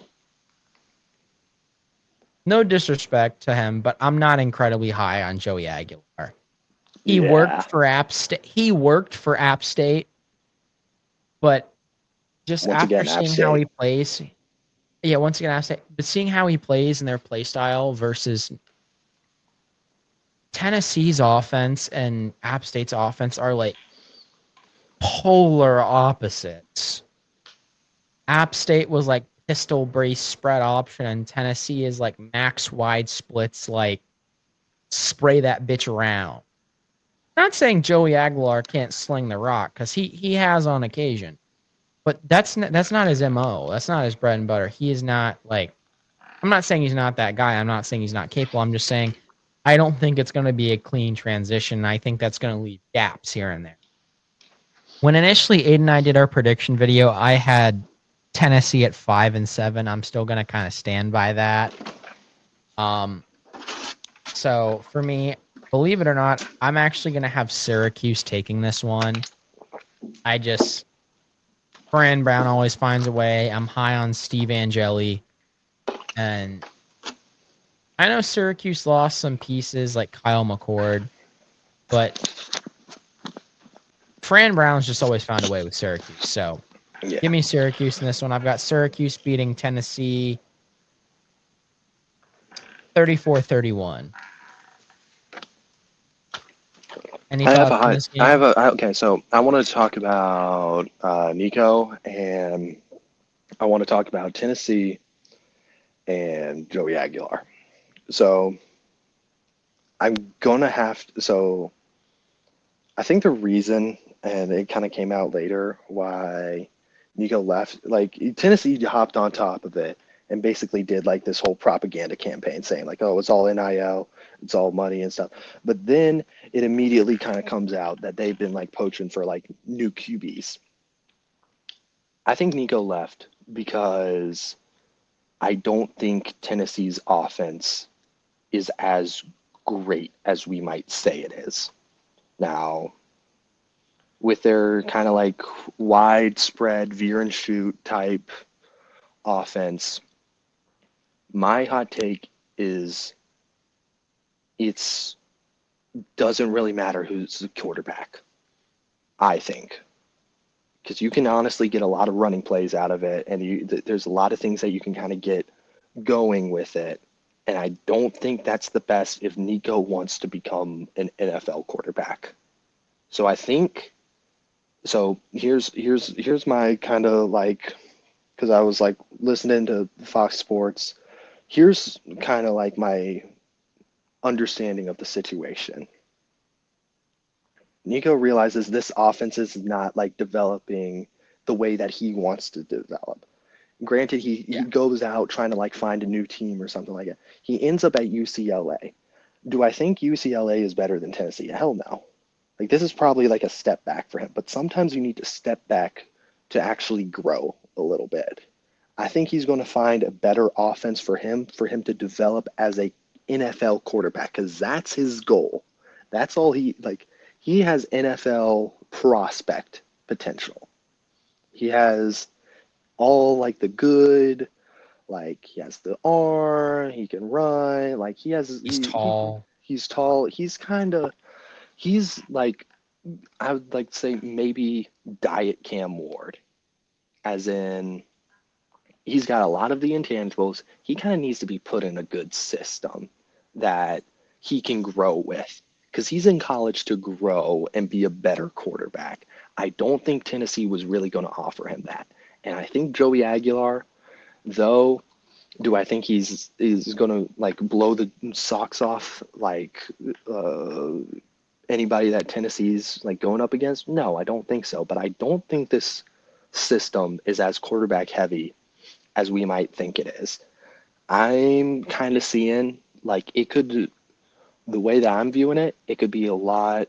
It's reminding me a little bit of like Washington State in like the late 2010s, where it was like you can stat pad a lot and get a lot of like good stuff going, but I don't think you're going to be getting like NFL quarterback talent from them. And that's why I think Joey Aguilar might be a good fit for Tennessee. Do I think they're going to be like running the table in the SEC? No, I think this year is going to be like a pretty big step, like pretty decent step back. And I think like Tennessee is going to be like maybe a 7-5, 8-14. I'm a little bit more high on them than you, but I just the way that Nico left, I think there's a lot of questions I have about Tennessee. Like I know, like we wanted to hop on. Oh, it's NIL.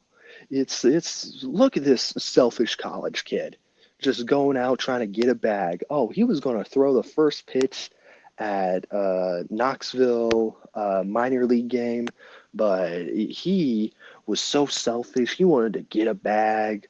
And look at him now. He's at a worse team. Ha ha ha. Look at him. I feel like that's a bad way to look at this right now. I think this was an ugly situation. I think I don't think Nico is like without any fault. I don't think Tennessee is like the pure victim of this because they were scouting for QBs. Do I think they're the worst institution ever? No, but they're it's it's a breakup when like maybe in like a friend group Like you know that couple that breaks up, and then you go like, oh, who was the bad guy in this? There really was no bad guy.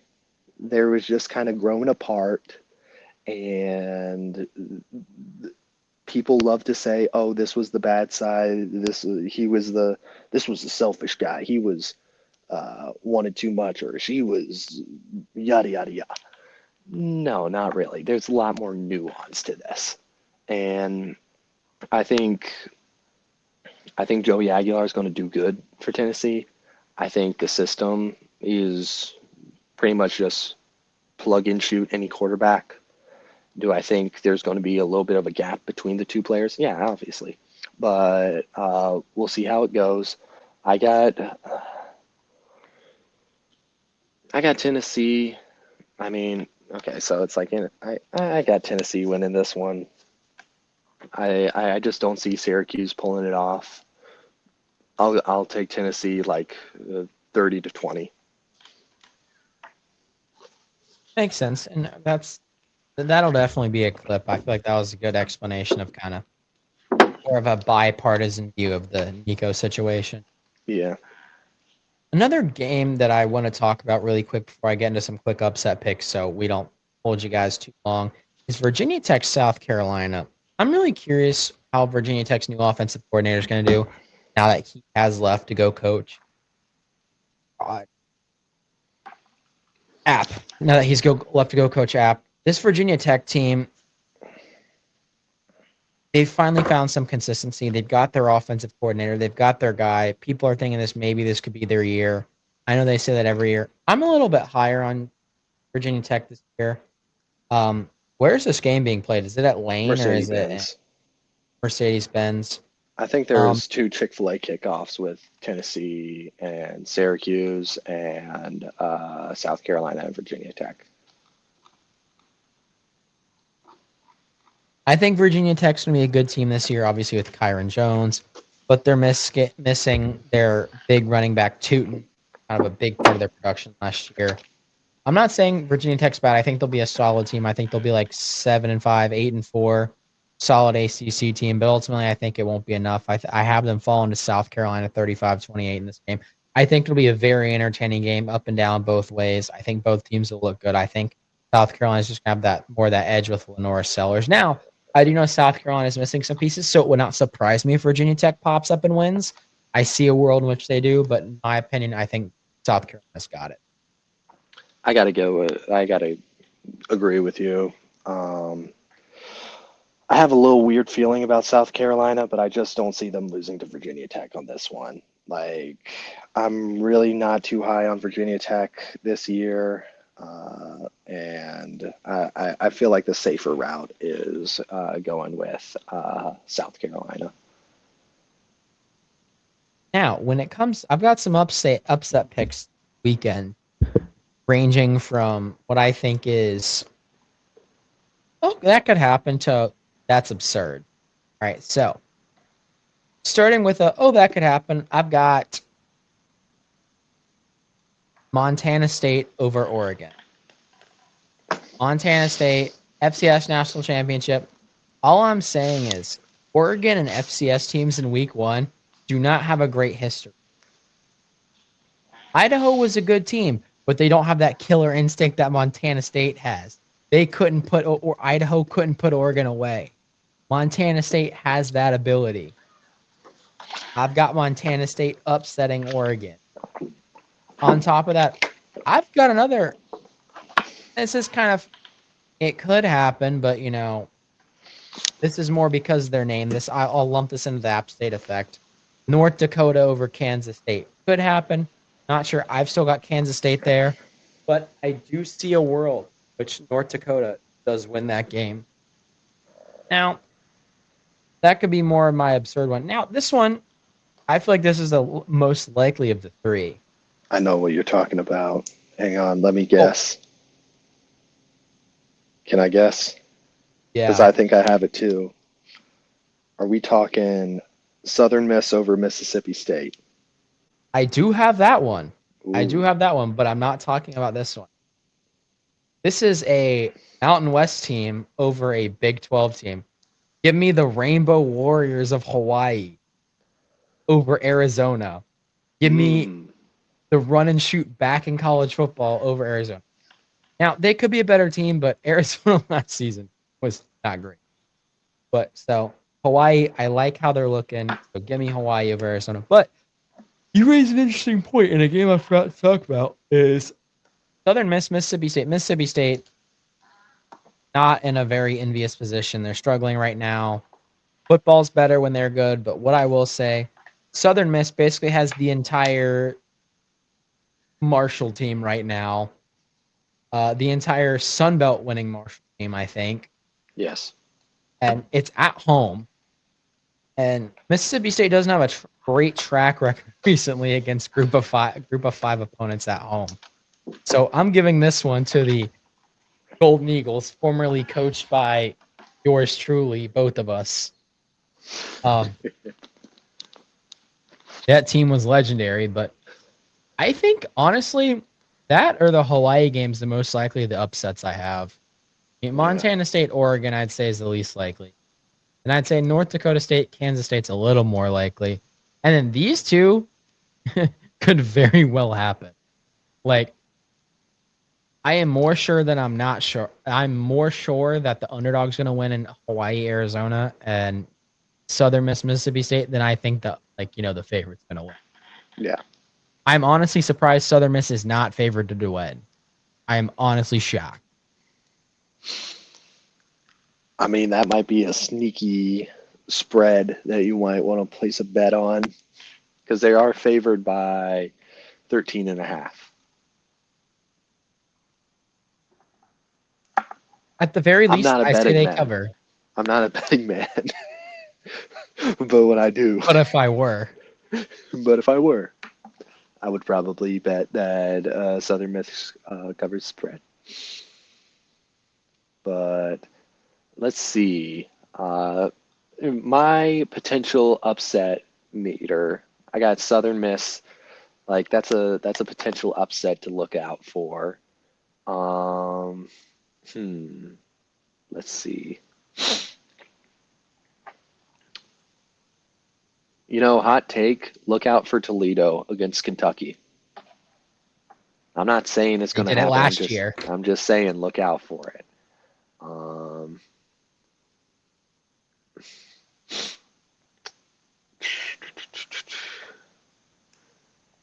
let's see. I'm looking at the spread. So the UVA is favored by 11.5 points over Coastal Carolina. That's a little bit. I'm not. Virginia by 10.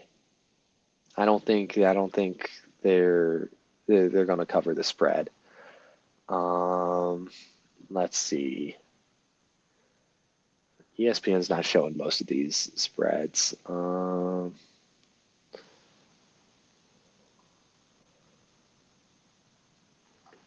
Damn, all the spreads are like not showing. But yeah, Arizona, Hawaii, that's a good spread to look out for.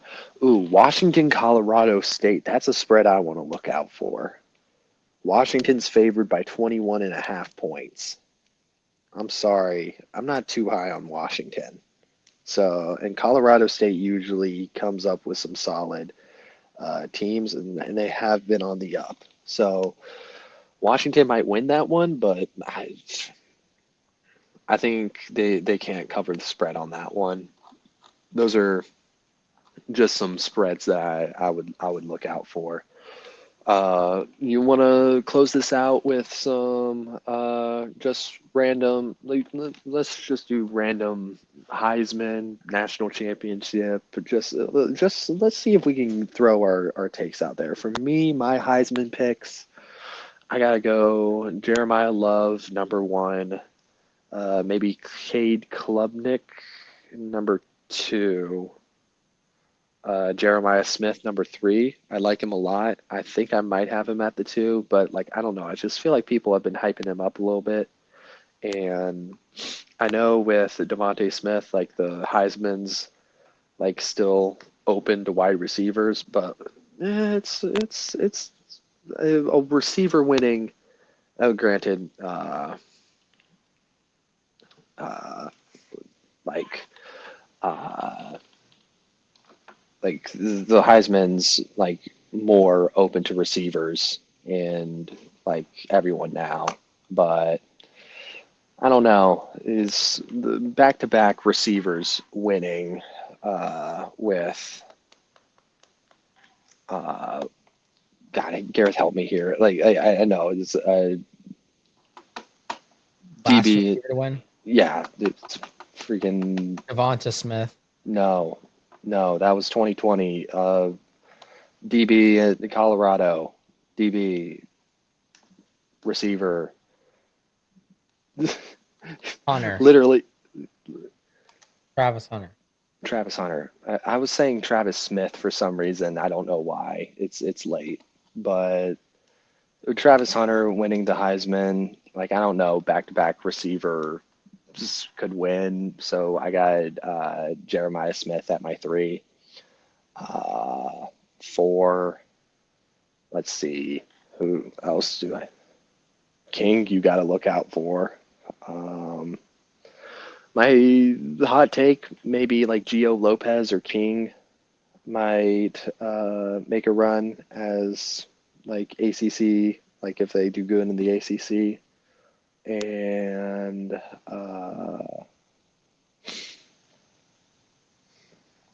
I want to end it up with a 5. What's another one that I want to say everyone to look out for?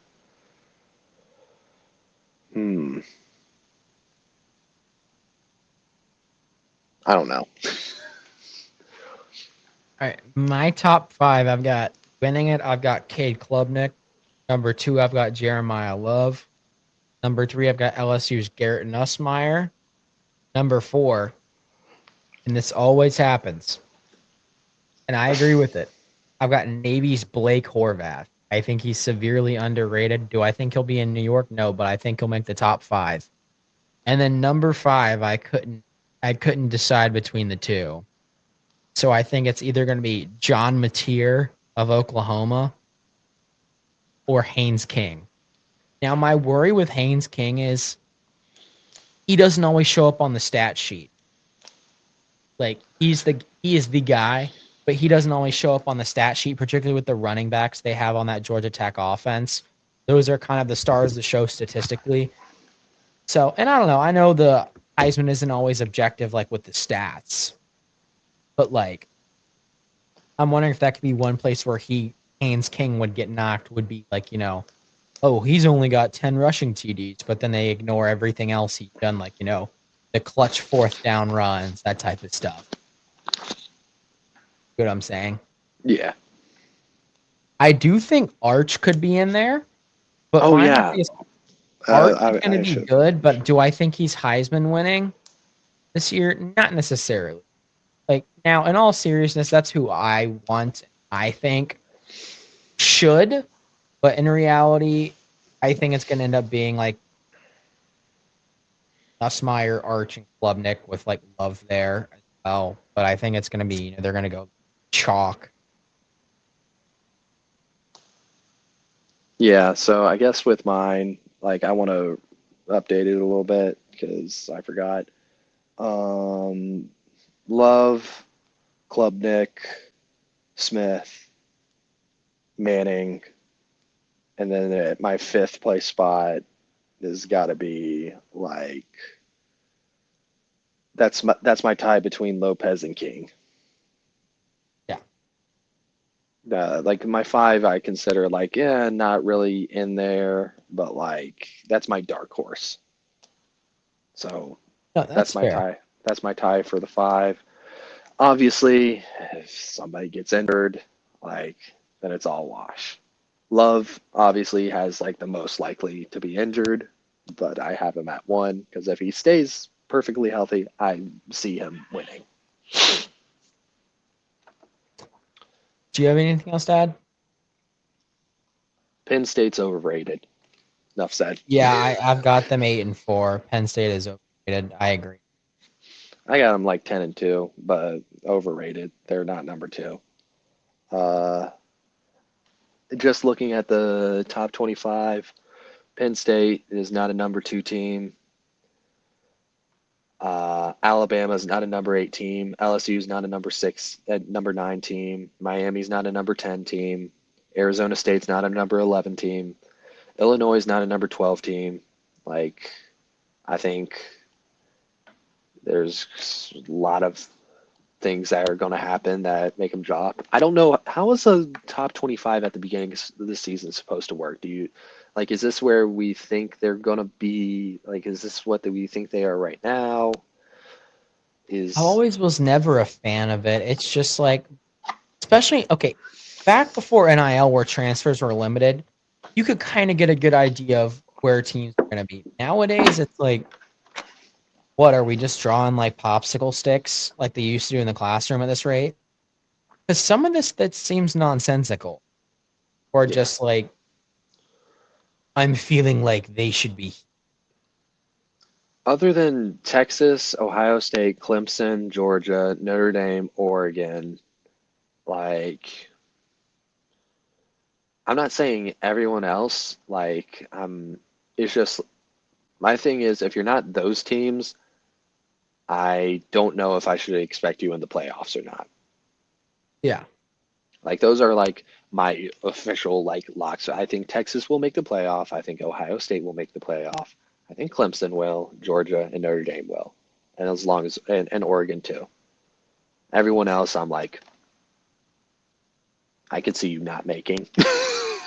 Yeah. Like SMU, I could see them falling off. Like, I think SMU should be replaced with Pitt. My source, I just think so.